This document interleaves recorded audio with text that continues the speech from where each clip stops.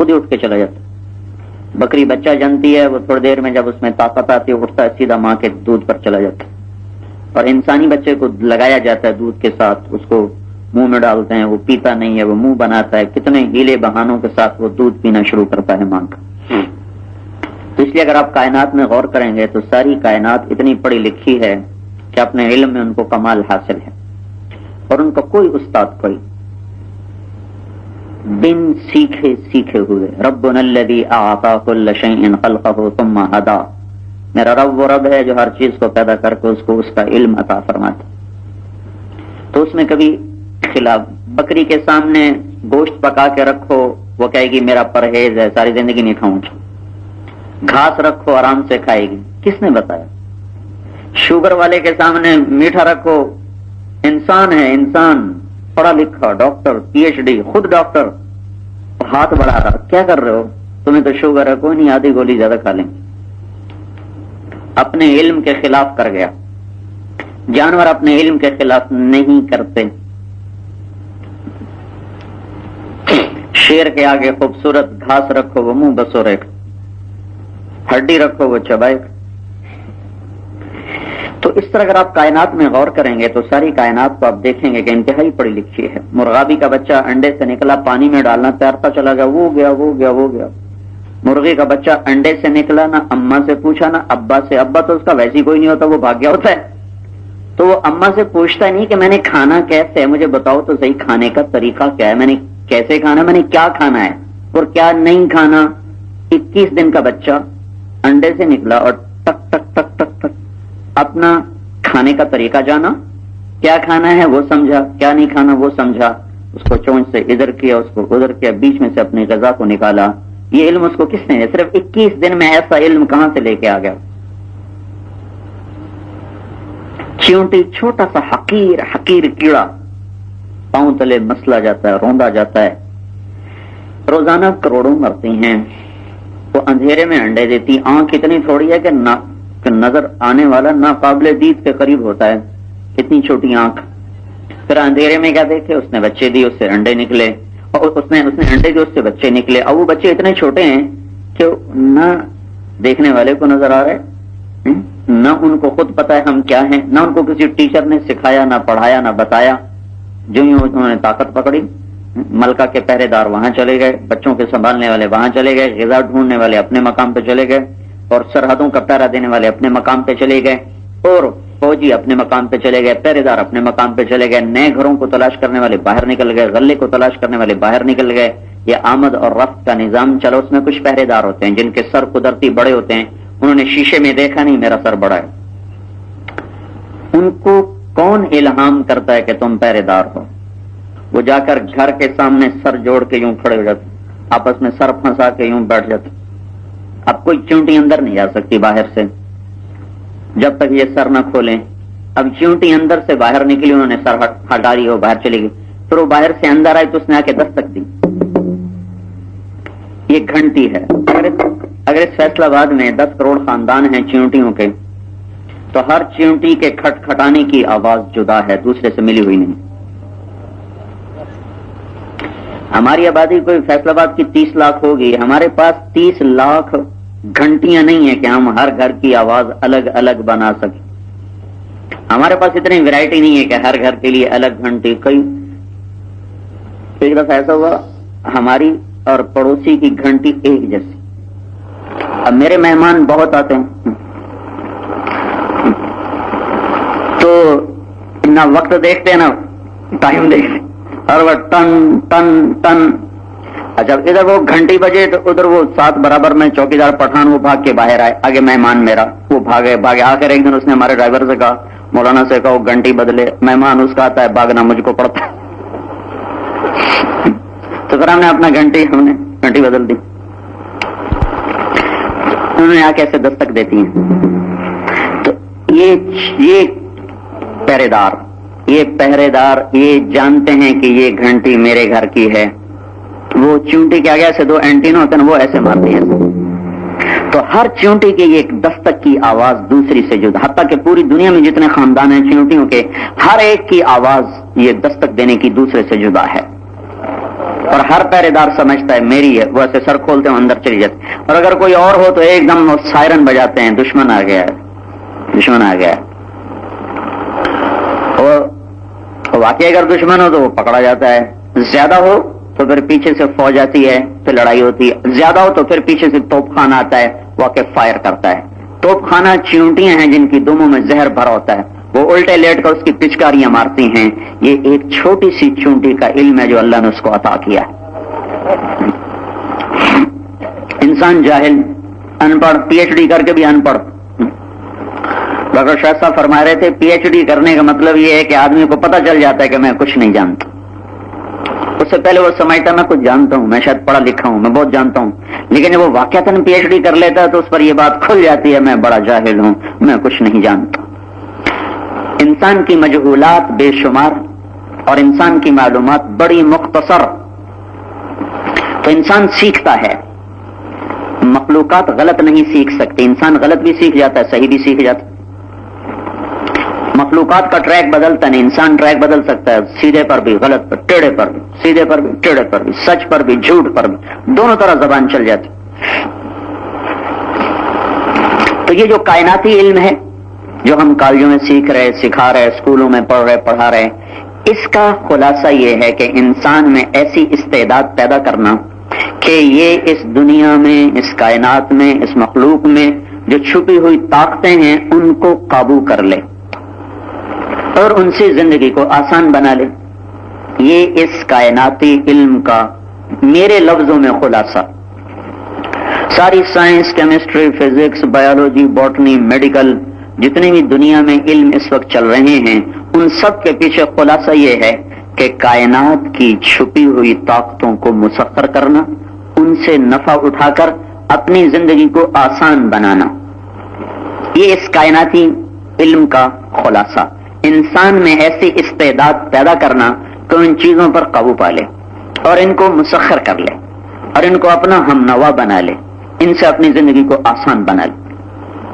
18ویں صدی ہے جب اللہ کا انکار اور بڑے بڑے غلغلے اور بڑے بڑے اس کے لیے تومار باندھے گئے، چونکہ سائنس نے آنکھ کھولی، وہ پروان چڑھ رہی تھی۔ 1727 میں نیوٹن مرا ہے، 1642 میں پیدا ہوا، 1727 میں اس کی وفات ہوئی ہے۔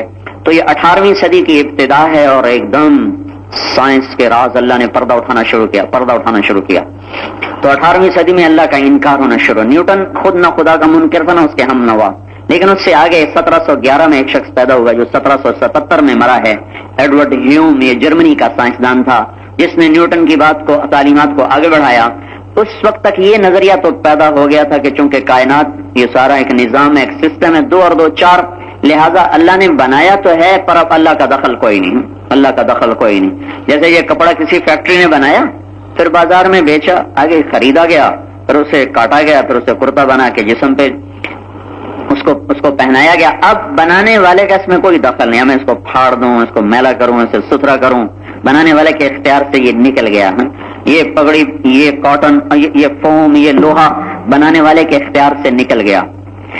تو ہیوم نے آ کر یہ نظریہ پیش کیا کہ ہم نے تو بنانے والے دیکھے ہیں، کپڑا بنانے والا دیکھا، گھڑی بنانے والا دیکھا، کائنات کو بنانا اور بنتا اور بنانے والا کس نے دیکھا، کب دیکھا؟ کو رب ہے ہی کوئی نہیں، رب ہے ہی کوئی نہیں۔ یہ ایک نظریہ پروان چڑھا۔ پھر اس کے ساتھ 1809 میں وہ بیچارہ ڈارون پیدا ہوا، اس نے اور آگے بات کو بڑھایا کہ کائنات کی کوئی اتفاقیہ طور پہ ابتدا ہو گئی اور کوئی پیچھے کوئی نظم نہیں، پیچھے کوئی منظم نہیں، پیچھے کوئی خالق نہیں، پیچھے کوئی اس کا مدبر نہیں۔ اچانک ہی ایسے زندگی شروع ہو گئی، ایسے ہی بن گئی۔ لہذا جب ایسے ہی بن گئی تو بابر بیش کوش کے عالم دوبارہ نئے، تم موج کرو، میلہ کرو، مزے کرو۔ مرنے کے بعد کوئی اٹھ کے آیا ہے جو ہم یہ نہ کرو، یہ کرو، ادھر چلو، ادھر نہ چلو؟ یہ کون دیوانے ہیں جو ان پابندیوں میں ہمیں جکڑتے ہیں؟ تو یہ ایک ذہن پیچھے بنتا چلا گیا، اور چونکہ آگے صحیح علم سامنے نہ تھا تو انسانیت بھٹکتی چلے گی، اندھیروں میں گم ہوتی چلی گئی، اور پیچھے طاقت تھی، سیاسی توازن اللہ نے ادھر ڈال دیا تھا۔ مغرب انگڑائی لے چکا تھا، بیدار ہو چکا تھا۔ 1000 برس مشرق کا تھا، پچھلے 200 سال سے مغرب کا ہے۔ یہ اللہ کا نظام ہے، تلک الایام نداولها بین الناس، سامنے یہ دن عدلتے بدلتے رہتے ہیں، کبھی ادھر کبھی ادھر، کبھی دھوپ کبھی چھاؤں، کبھی صبح کبھی شام، کبھی جوانی کبھی بڑھاپا۔ کبھی بلندی کبھی پستی، اسی سے اس کائنات کا نظام اللہ نے چلایا ہے اور ایسے ہی چلتا رہے گا۔ اللہ کے نبی نے بھی فرمایا تھا الحرب سجال بیننا ینالون منا وننال منہم، ہمارے اور باطل کے درمیان قیامت تک لڑائی چلتی رہے گی، کبھی وہ جیتیں گے کبھی ہم جیتیں گے۔ تو ہار جانے کا مطلب یہ نہیں کہ ہم غلط ہو گئے ہیں یا ہمارا دین غلط ہو گیا، ہار تو ہوتی چلی آئی، جیتنے کا مطلب یہ نہیں کہ وہ سچے ہو گئے اور ہارنے کا مطلب یہ نہیں ہم جھوٹے ہو گئے، یہ ایک الگ کہانی، ایک الگ نظام ہے۔ تو یہ ایک نظریہ پنپتا چلا گیا اور پھر سائنس کی طاقتیں بیدار ہونا شروع ہوئی تو سائنسدانوں نے کہنا شروع کیا اب ہمیں کسی خدا کو ماننے کی ضرورت نہیں، نہ کسی جنت کو ماننے کی ضرورت ہے، ہم دنیا کو جنت بنا دیں گے۔ ہمیں پتہ چل گیا ہے آگ کو کیسے قابو کرنا ہے، بجلی کو، برق کو، بھاپ کو، ایٹم کو، لوہے کو، دھات کو، پیتل کو، پانی کو ہم نے کیسے قابو کرنا ہے، ہم لوگوں کو دنیا ہی جنت بنا کے دے دیں گے۔ 100 برس کے بعد پتہ چلا کہ دنیا اور زیادہ جہنم کی بھٹی بن گئی اور پھر واپسی شروع ہوئی کہ نہیں دنیا جنت بن ہی نہیں سکتی، ڈیزائن اس طرح نہیں ہوا ہے اس کا۔ تو میرے بھائیو، انسانی علم اگر وحی کی روشنی میں سفر نہیں کرے گا تو بھٹک جائے گا، بہک جائے گا، جیسے لوگ بہک گئے، جیسے لوگ بھٹک گئے۔ وہ آج سائنس نے زیادہ آنکھیں کھول لی ہیں تو اب یہ کوئی نہیں کہہ سکتا کہ یہ کائنات خود بخود پیدا ہو گئی، اپنے آپ پیدا ہو گئی، بغیر کسی مدبر کے تدبیر قریب ہوئی، بغیر کسی منظم کے نظم ہوا، اب یہ کوئی نہیں کہہ سکتا۔ ارے بھائی مینڈک ہی تو ہے، کیوں ڈر رہے ہیں؟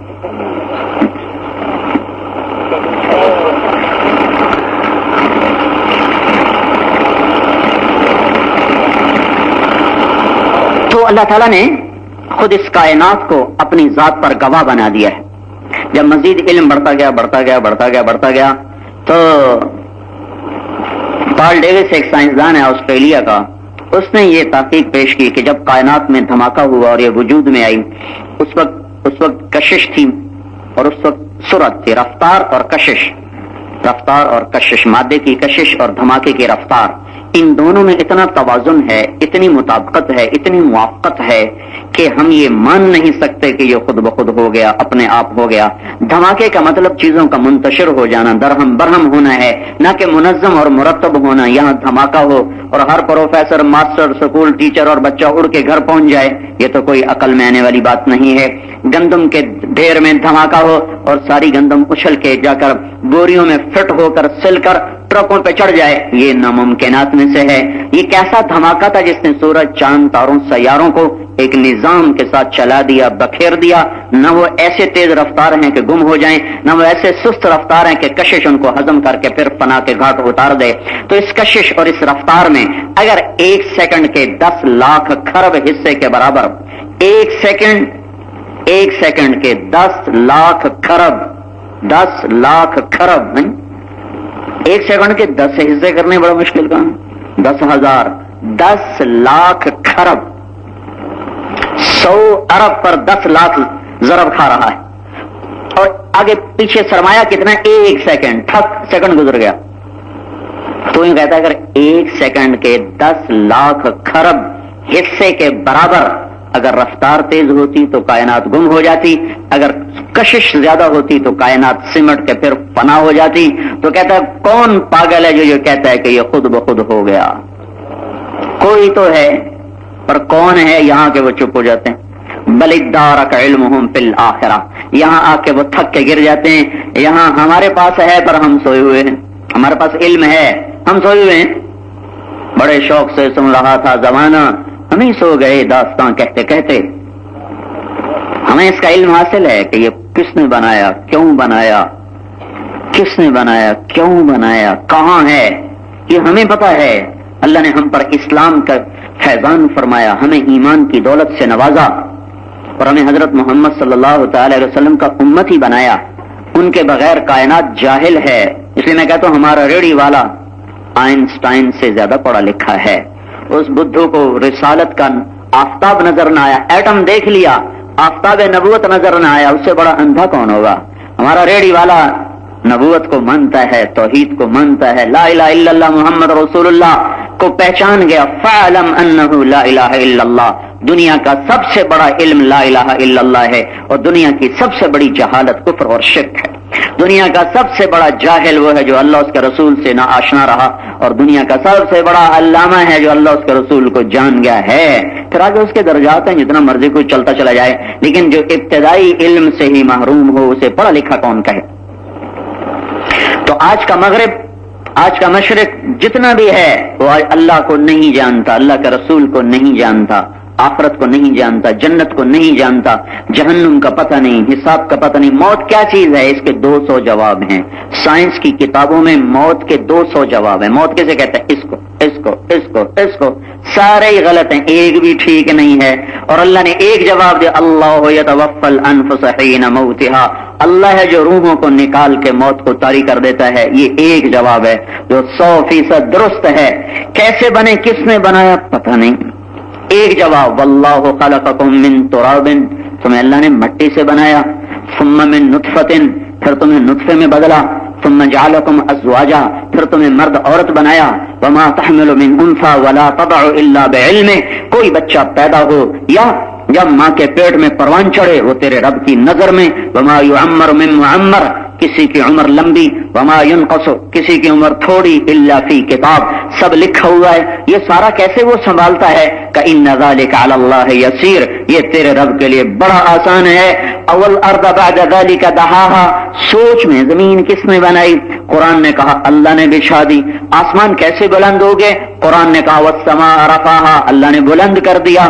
پہاڑ کیسے لگ گئے؟ تو اللہ نے کہا والجبال ارساها، پانی کہاں سے چل پڑے؟ تو اللہ نے کہا فصالت اودیتم بقدرها، سمندر کیسے بن گیا؟ تو اللہ نے کہا هو الذی سخر البحر، بارش کیسے آئی؟ تو اللہ نے کہا انزل من السماء ماء انا صببنا الارض صبا، یہ درخت کہاں سے آ گئے؟ یہ پھول، یہ پھل، یہ پتیاں، ان کی ابتدا کہاں سے آئی؟ یہ کہاں سے ہو گیا؟ تو اس کا جواب بھی اللہ تعالیٰ نے دیا۔ اللہ تعالیٰ نے دیا کہ فاخرجنا ثم شققنا الارض شقا فانبتنا فيها حبا وعنبا وقضبا وزيتونا ونخلا وحدائق غلبا وفاكهة وابا۔ پھر اس کو اللہ، یہ تو مثبت انداز میں کہ ہم نے پھل پھول غلے بنائے، پھر اس کو سوالیہ انداز میں امن خلق السماوات والارض، ڈھونڈو سائنس کیمسٹری فزکس کی کتابوں میں زمین آسمان کس نے بنایا؟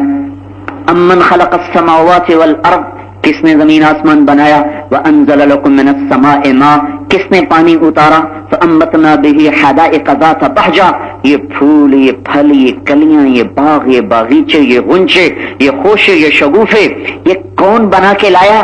آم، کنوں کے باغ، ناشپاتی، سیب، انگوروں کی بیلیں، یہ کھڑی ہوئی، یہ چلتی ہوئی، یہ اٹھے ہوئے، یہ سب کس نے بنایا؟ کس نے بنایا؟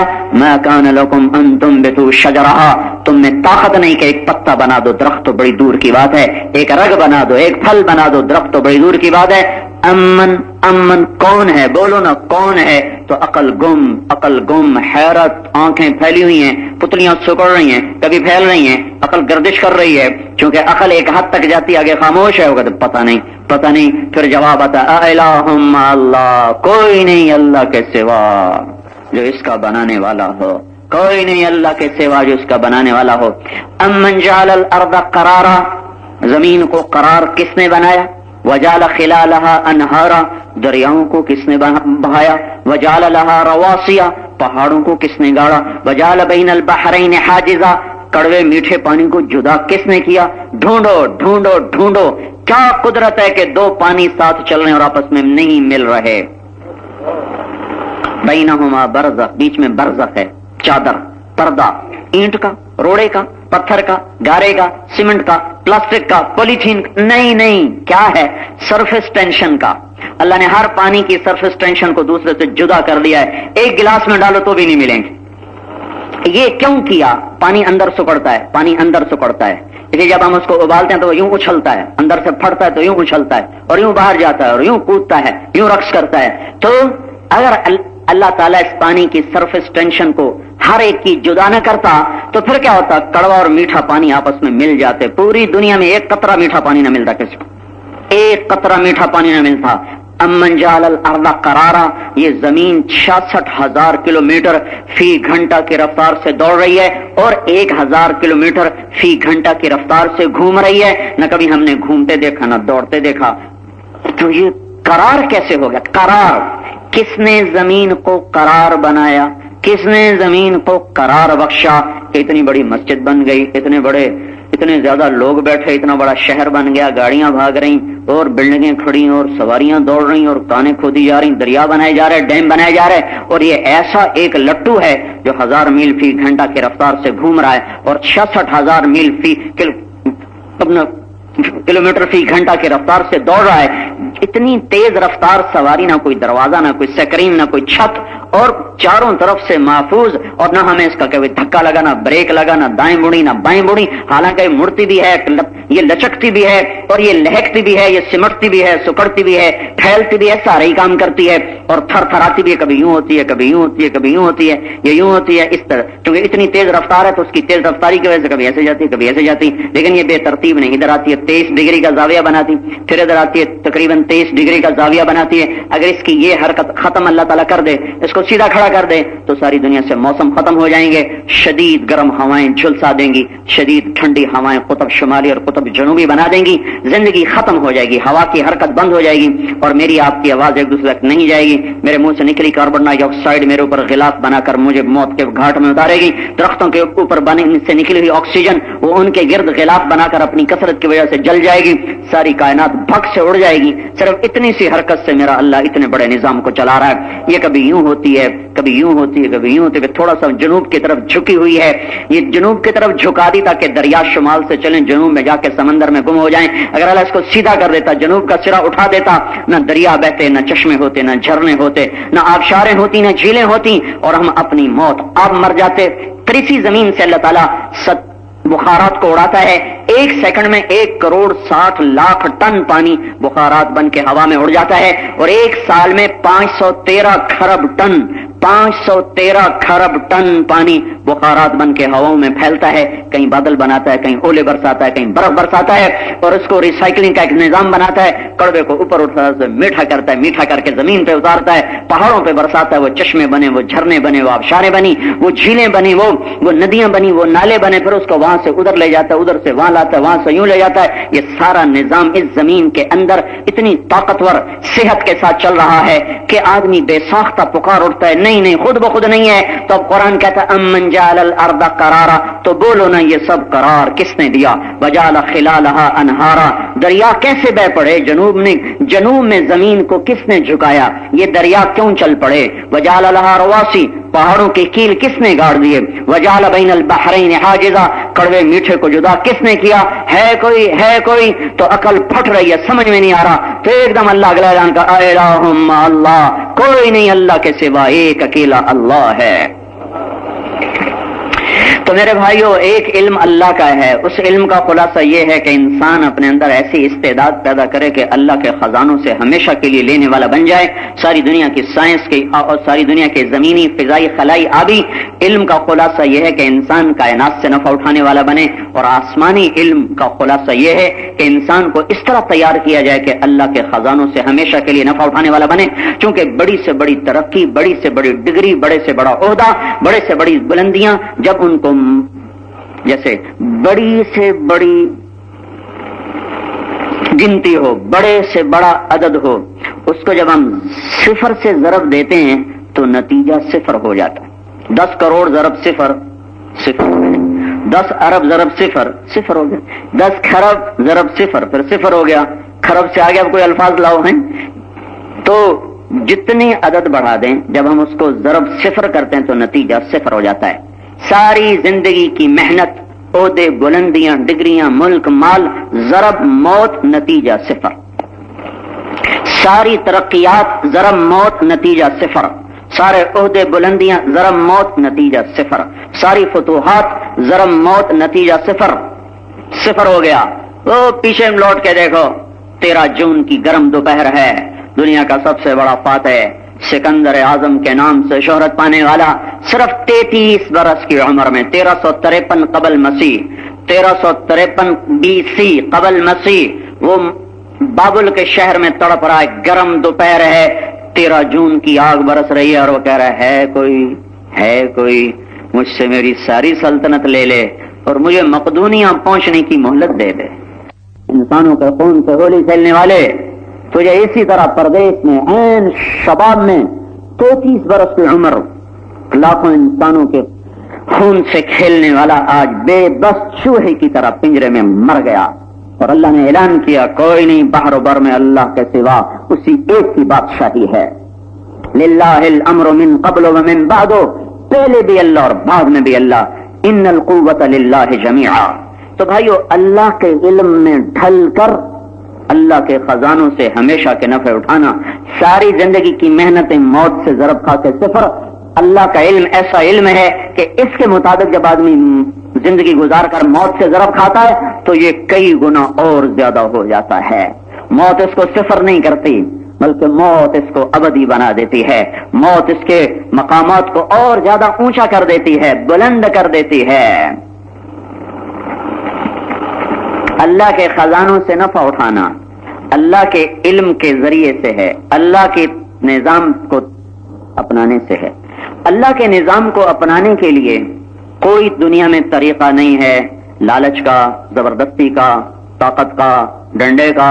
جب تک اندر سے شمع نہ جلے نظر نہیں آتا۔ دیکھو آنکھوں میں نور نہ ہو تو چلے گا کیسے؟ راستہ کوئی نہیں، نظر نہیں آ رہا، کسی کے سہارے چلنا پڑے گا۔ جب دل کی شمع بجھ جاتی ہے تو نظر نہیں آتا، نہ جنت نہ جہنم نہ اللہ نہ رسول نہ آخرت، وہ اندھا ہو جاتا۔ یعلمون ظاہرا من الحیات الدنیا وهم عن الآخرۃ هم غافلون، وہ دنیا کے بارے میں جانتے ہیں، آخرت کے بارے میں جاہل ہو جاتے ہیں، انہیں نظر نہیں آتا۔ ہمارے پاس پچھلی تاریخ کو پڑھیں، قرآن کو پڑھیں، حدیث کو پڑھیں، کہیں نظر نہیں آتا کہ کسی نے طاقت سے لوگوں کو اسلام پہ کھڑا کیا ہو، لالچ سے کھڑا کیا ہو، ڈنڈے سے کھڑا کیا ہو، زبردستی کھڑا کیا ہو۔ میں اس مجمع سے کہوں کہ کل تک سارے کے سارے تم پی ایچ ڈی سائنسدان بن جاؤ ورنہ تمہاری گردن اڑا دی جائے گی، ناممکن ہے۔ میں کہوں تم سارے پی ایچ ڈی ڈاکٹر بن جاؤ، تم میں سے ایک ایک کو 10-10 کروڑ انعام دیا جائے گا، ناممکن ہے۔ نہ آپ کو شوق نہ خوف، کوئی چیز کارگر نہیں۔ کیوں کہ پی ایچ ڈی کوئی مٹھائی نہیں اڑا کے کھا لی، یہ زندگی کی ایک محنت ہے جس کو گھاٹیوں میں سے گزر کر طے کر کے پہنچا جاتا ہے۔ ڈاکٹری ایک محنت ہے جس کو جوت کر کے قربانی کر کے وہاں اس کو حاصل کرنے کے لیے پہنچا، 25 برس کا سفر ہے، پی ایچ ڈی 30 برس کا سفر ہے۔ تو میں اعلان کر دوں ہاں بھائی سارا مجمع کل تک پی ایچ ڈی ہو جائے ورنہ تمہاری خیر نہیں، نہ اس سے کام بنے گا۔ میں کہوں کل تک تم سارے پی ایچ ڈی ہو جاؤ، تمہیں 10-10 کروڑ ملے گا، نہ اس سے کام بنے گا۔ کس سے کام بنے گا؟ پڑھو پڑھو پڑھو، زندگی گلاؤ کھپاؤ، تب جا کر وہ بھی سارے نہیں، کوئی خال دین اس اتنی ہی جتنی یہ میری بات احمقانہ ہے۔ کل تک ڈاکٹر بن جاؤ ورنہ گردنیں اڑا دوں گا، جتنی یہ بات احمقانہ ہے۔ کل تک انجینئر بن جاؤ ورنہ گردن اڑا دوں گا۔ کل تک تم سارے کے سارے پی ایچ ڈی بن جاؤ، 10-10 کروڑ دے دوں گا، جتنی یہ بات نادانی کی ہے۔ اس سے بڑی بات نادانی کی ہے کہ میں یوں کہوں کل تک سارے نوجوان متقی پرہیزگار جنید بغدادی بن جاؤ، ساری عورتیں لڑکیاں رابعہ بصری بن جاؤ، ورنہ ہم تمہیں الٹا لٹکا دیں گے، یا ہم تمہیں گردن تمہاری اڑا دیں گے، یا ہم تمہیں فی کا 10-10 کروڑ دیں گے۔ جتنا وہ ناممکن ہے اس سے بڑا یہ ناممکن ہے۔ اسلام ایک زندگی ہے میرے بھائیو جس کو سیکھا جاتا ہے، اسلام ایک تربیت ہے جس سے گزرا جاتا ہے، اسلام ایک نظام حیات ہے جس کو اپنایا جاتا ہے، اس کو نافذ نہیں کیا جاتا، اس کو ٹھونسا نہیں جاتا۔ میں جب لاہور پڑھتا تھا سینٹرل ماڈل اسکول میں تو ہمارے ایک وارڈن آئے ہاسٹل کے، بہت نیک استاد تھے، اب پتہ چلتا ہے نیک تو اس وقت تو بڑے برے لگتے تھے، طالب حسین مرحوم۔ انہوں نے نماز کمپلسری کر دی، ہر لڑکا نماز پڑھے گا، حاضری ہوتی تھی عشاء میں، مغرب میں، فجر میں، 3 نمازوں میں حاضری ہوتی تھی، زور اثر کوئی اسکول میں کوئی دائیں بائیں تو 3 نمازوں میں حاضری ہوتی، جو نہیں آتا تو اس کی بڑی ٹھکائی کرتے۔ تو عشاء کی نماز ہو رہی تھی تو میں پچھلی صف میں کھڑا تھا، میرا روم میٹ بھی تھا، میرے قریب ہی اس کا بستر تھا، اس نے میرے ساتھ آ کر نماز کی نیت باندھی، عشاء کی نماز۔ تو نے کہا 4 رکعت نماز فرض عشاء واسطے طالب حسین دے، اللہ اکبر۔ جو ڈنڈے سے اسلام آئے گا وہ ایسا اسلام ہوگا۔ تو میں نے نماز توڑ دی، میں نے کہا کی کر رہے ہیں؟ کہنے لگا طالب حسین کی پڑھتا ہوں، اللہ کی تو پڑھتا نہیں۔ تو اس اسلام سے جنت نہیں ملے گی، اس اسلام سے اللہ کا قرب نہیں ملے گا، اس اسلام سے اللہ کے نبی کی محبت نہیں ملے گی۔ تربیت جس محنت کو نبی لے کر آئے، انبیاء ایک کام کرنے کے لیے آئے، نبیوں نے کیا کام کیا؟ لوگوں میں محنت کر کے ان کے اندر وہ مادہ، تیار کر، وہ خمیر تیار کر، استعداد بنائی جس سے کہ وہ اللہ کے خزانوں سے لینے والے بنے اور دنیا اور آخرت میں کامیاب ہوئے۔ سب سے آخر میں اللہ تعالیٰ نے حضرت محمد صلی اللہ تعالی وسلم کو بھیجا جو اس محنت کو کامل کر کے آئے، اکمل بنا کے آئے اور شریعت کامل لے کر آئے۔ الیوم اکملت لکم دینکم واتممت علیکم نعمتی ورضیت لکم الاسلام دینا۔ یہ اللہ نے ہمیں اعزاز بخشا کہ دین کامل، دین تمام، تمام کا مطلب ہوتا ہے اجزاء پورے، کمال کا مطلب ہوتا ہے صفات پوری۔ اب یہ وہ کتاب ہے، یہ وہ علم ہے، یہ وہ دین ہے جس میں صفات بھی کامل ہیں، جس کے اجزاء بھی کامل ہیں۔ اس پر چل کر دنیا بھی بنے گی، آخرت بھی بنے گی۔ اگر اس پر نہ چلے تو نہ چلنے کے دو درجے ہیں کہ میرا آپ کا، جیسے ہم ہیں تو مسلمان پر نافرمان ہیں، ایک درجہ کفر کا ہے جس کو امام بخاری نے اپنی کتاب میں ایک باب بنایا، کفر دون کفر، چھوٹا کفر بڑا کفر، چھوٹا کفر بڑا کفر۔ چھوٹا کفر میرا آپ کا ہے، کلمہ پڑھ کے بھی اپنی مرضی کرنا، بڑا کفر اللہ اس کے رسول کے انکار کا ہے۔ اگر یہ بڑے کفر پر لوگ مر گئے تو یہ نہیں کہ اللہ ان کی روٹی بند کرے گا، پانی بند کرے گا، ان سے حکومتیں واپس لے لے گا۔ فرعون کو نہیں دے دی، شداد کو نہیں دیا، حامان کو دیا، نمرود کو دیا، آج کے باطل والوں کو نہیں دیا۔ وہ اللہ تعالیٰ نے کتنی بڑی ان کو حکومتیں دی ہیں، تو کیا مطلب ہے اللہ ان پہ خوش ہو گیا ہے، اللہ ان پہ راضی ہو گیا ہے؟ نہیں نہیں نہیں نہیں نہیں، یہ اللہ کا نظام ہے، دنیا دے گا ہر ایک کو، اچھے کو بھی دیتا ہے، برے کو بھی دیتا ہے، اور جسے پسند کرتا ہے اسے بھی دیتا ہے، جسے ناپسند کرتا ہے اسے بھی دیتا ہے۔ ہاں دین صرف اللہ اپنے کو دیتا ہے، جسے پسند کرتا ہے اسے دیتا ہے۔ تو رہا دنیا کا معاملہ تو اللہ کا نمتعہم قلیلا، ہم تھوڑا سا دے دیں گے، ثم نضطرہم الی عذاب النار، پھر انہیں اٹھا کے آگ میں ڈالیں گے۔ وبئس المصیر، بہت برا ٹھکانہ ہے آگ کا۔ دنیا کا اللہ تعالیٰ فرما رہے ہیں لا یغرنک تقلب الذین کفروا فی البلاد، تمہیں یہ کافروں کا ناچنا کودنا دھوکے میں نہ ڈالے، متاع قلیل، تھوڑے دن کا سامان ہے، ثم مأواہم جہنم، پھر ان کے لیے جہنم ہے، وبئس المہاد، بہت برا ٹھکانہ ہے، بہت برا ٹھکانہ ہے۔ موسیٰ علیہ السلام نے کہا یا اللہ تو کافر کو بڑی چھوٹ دیتا ہے، اللہ نے دوزخ دکھا دے گا، یہ تو دیکھ میں نے کافر کے لیے کیا بنایا ہے۔ جب موسیٰ علیہ السلام نے دوزخ کو دیکھا، جہنم کے 7 حصے ہیں، سب سے اوپر والے حصے کا نام ہے جہنم، اس کے نیچے حطمہ، اس کے نیچے لظہ، اس سے نیچے سعیر، اس سے نیچے سقر، اس سے نیچے جہیم، سب سے نیچے حاویہ ہے۔ حاویہ میں منافق ہوں گے عبداللہ بن ابی اور اس کے ساتھی، جہیم میں عرب کے مشرک ہوں گے جس میں ابو جہل بھی ہوگا، سقر میں مجوسی ہوں گے، سعیر میں صابئی ہوں گے، یہ پتھروں کے پجاری، درختوں کے پجاری، بندروں کے پجاری، ان شکلوں کے پجاری، مورتوں کے پجاری۔ اس کے اوپر لظہ ہے، اس میں یہودی ہوں گے، اس کے اوپر حطم ہے، اس میں عیسائی ہوں گے۔ یہ سینٹرل جیل ہے، اس میں جانے والا کبھی نہیں نکل سکے گا، ہمیشہ رہے گا۔ یہ فرشتوں سے کہیں گے ادعوا ربکم یخفف عنا یوما من العذاب، اللہ سے کہو تھوڑا سا عذاب تو کم کر دے۔ تو کہا جائے گا اولم تک تأتیکم رسلکم بالبینات، تمہیں کوئی بتانے آیا تھا؟ کہنے کے بلا آئے تھے۔ کفر کا ہم نے جھٹلایا، کفر فدعوا وما دعاء الکافرین الا فی ضلال، تو پھر فرشتے کہیں گے اب تمہاری کوئی دعا قبول نہیں ہے۔ یہ تھوڑی سی ایک ہفتہ موسم ٹھنڈا رہا، پھر بھی آج سورج نے ذرا آنکھ دکھائی، ہم تڑپ جا رہے ہیں۔ یہ سورج تو کچھ بھی نہیں بھائی، وہ بندے جن کو اللہ کرتے بھی آگ کے پہنائے گا اور شلواریں بھی آگ کی پہنائے گا۔ یہ سورج ہم سے 9 کروڑ 30 لاکھ میل کے فاصلے پر ہے، اس کے اندر کا ٹیمپریچر ہے کوئی 2 کروڑ 70 لاکھ فارنہائٹ۔ اگر یہ 4.5 کروڑ میل کے فاصلے پر آ جائے تو ہم سب تحلیل ہو جائیں گے۔ زمین، ہمالیہ، قراقرم، کاکیشیا، راکاپوشی، نانگا پروت، یہ جتنے بڑے بڑے پہاڑی سلسلے ہیں، یہ ہوا میں تحلیل ہو کے بخارات بن کے اڑ جائیں گے۔ یہ سورج دنیا کی آگ ہے، جہنم کی آگ نہیں ہے۔ یہ سورج محشر میں 1 میل کے فاصلے پر ہوگا، میدان حشر میں 1 میل، اور اللہ کافروں کو 50,000 سال اس کی دھوپ کے نیچے کھڑا کرے گا۔ ایمان والوں کو عرش کا سایہ دے گا، ان کو 50,000 سال اس کی دھوپ میں کھڑا کرے گا۔ وہ کہیں گے ہمیں دوزخ میں ڈال دے پر اس عذاب سے بچا، حالانکہ جہنم کا عذاب اس سے کروڑوں گنا زیادہ ہوگا۔ پانی کا جو انہیں پلایا جائے گا، پانی جو ایسے پیالے میں پانی کو قریب کریں گے نا، تو پیالے کے پانی کی بھاپ سے ان کے سارے چہرے کی کھال ادھڑ کے پانی میں گر جائے گی، اور صرف ہڈیاں ہوں گی۔ اس کے باوجود پیاس اتنی شدید ہوگی کہ انہیں پینا پڑے گا۔ وہ پئیں گے تو پاخانے کے راستے آنتیں کٹ کے باہر نکل جائیں گی، فرشتے اٹھا کر پھر اندر ڈال دیں گے۔ اور ان کا جو وجود ہے وہ یہ 5 فٹ کا نہیں ہوگا، چھاتی اتنی چوڑی ہوگی کہ 3 دن 3 رات اس پہ مسلسل گھوڑا دوڑ سکتا ہے، گویا تقریباً 4000 کلومیٹر کی صرف چھاتی ہوگی ان کی۔ ایک دانت 10 میل لمبا چوڑا ہوگا، 10 میل لمبا چوڑا ایک دانت ہوگا، اس پہ عذاب کی مار ہوگی، فرشتوں کی، پتھروں کی، ہتھوڑوں کی، لوہے کی، سانپ کی، بچھو کی۔ لہم من جہنم مہاد، آگ کے بستر، من فوقہم غواش، آگ کی چادریں، نارن احاط بہم سرادقها، آگ ہی کے کمرے، انہا علیہم موصدہ، آگ کی چھت ہوگی، آگ کا پردہ، آگ کی دیوار، آگ کا بستر۔ اب سوچو سوچو میرے بھائیو، ساری دنیا کی جان بادشاہی لے کر اگر کوئی مر کے یہاں چلا گیا تو اس نے کیا دیکھا؟ اور اس کے اوپر جہنم ہے، جہنم، جہنم ہے مسلمانوں کے لیے، مسلمانوں کے لیے۔ کون سے مسلمان؟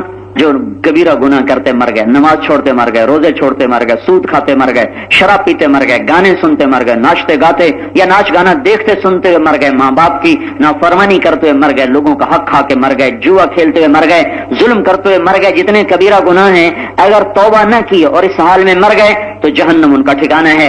پہلا جہنمی مسلمان قابیل ہے جس نے اپنے بھائی حابیل کو قتل کیا، اور آخری جوہینہ ہے جو اس امت میں سے ہوگا اور عرب قبیلے میں سے ہوگا۔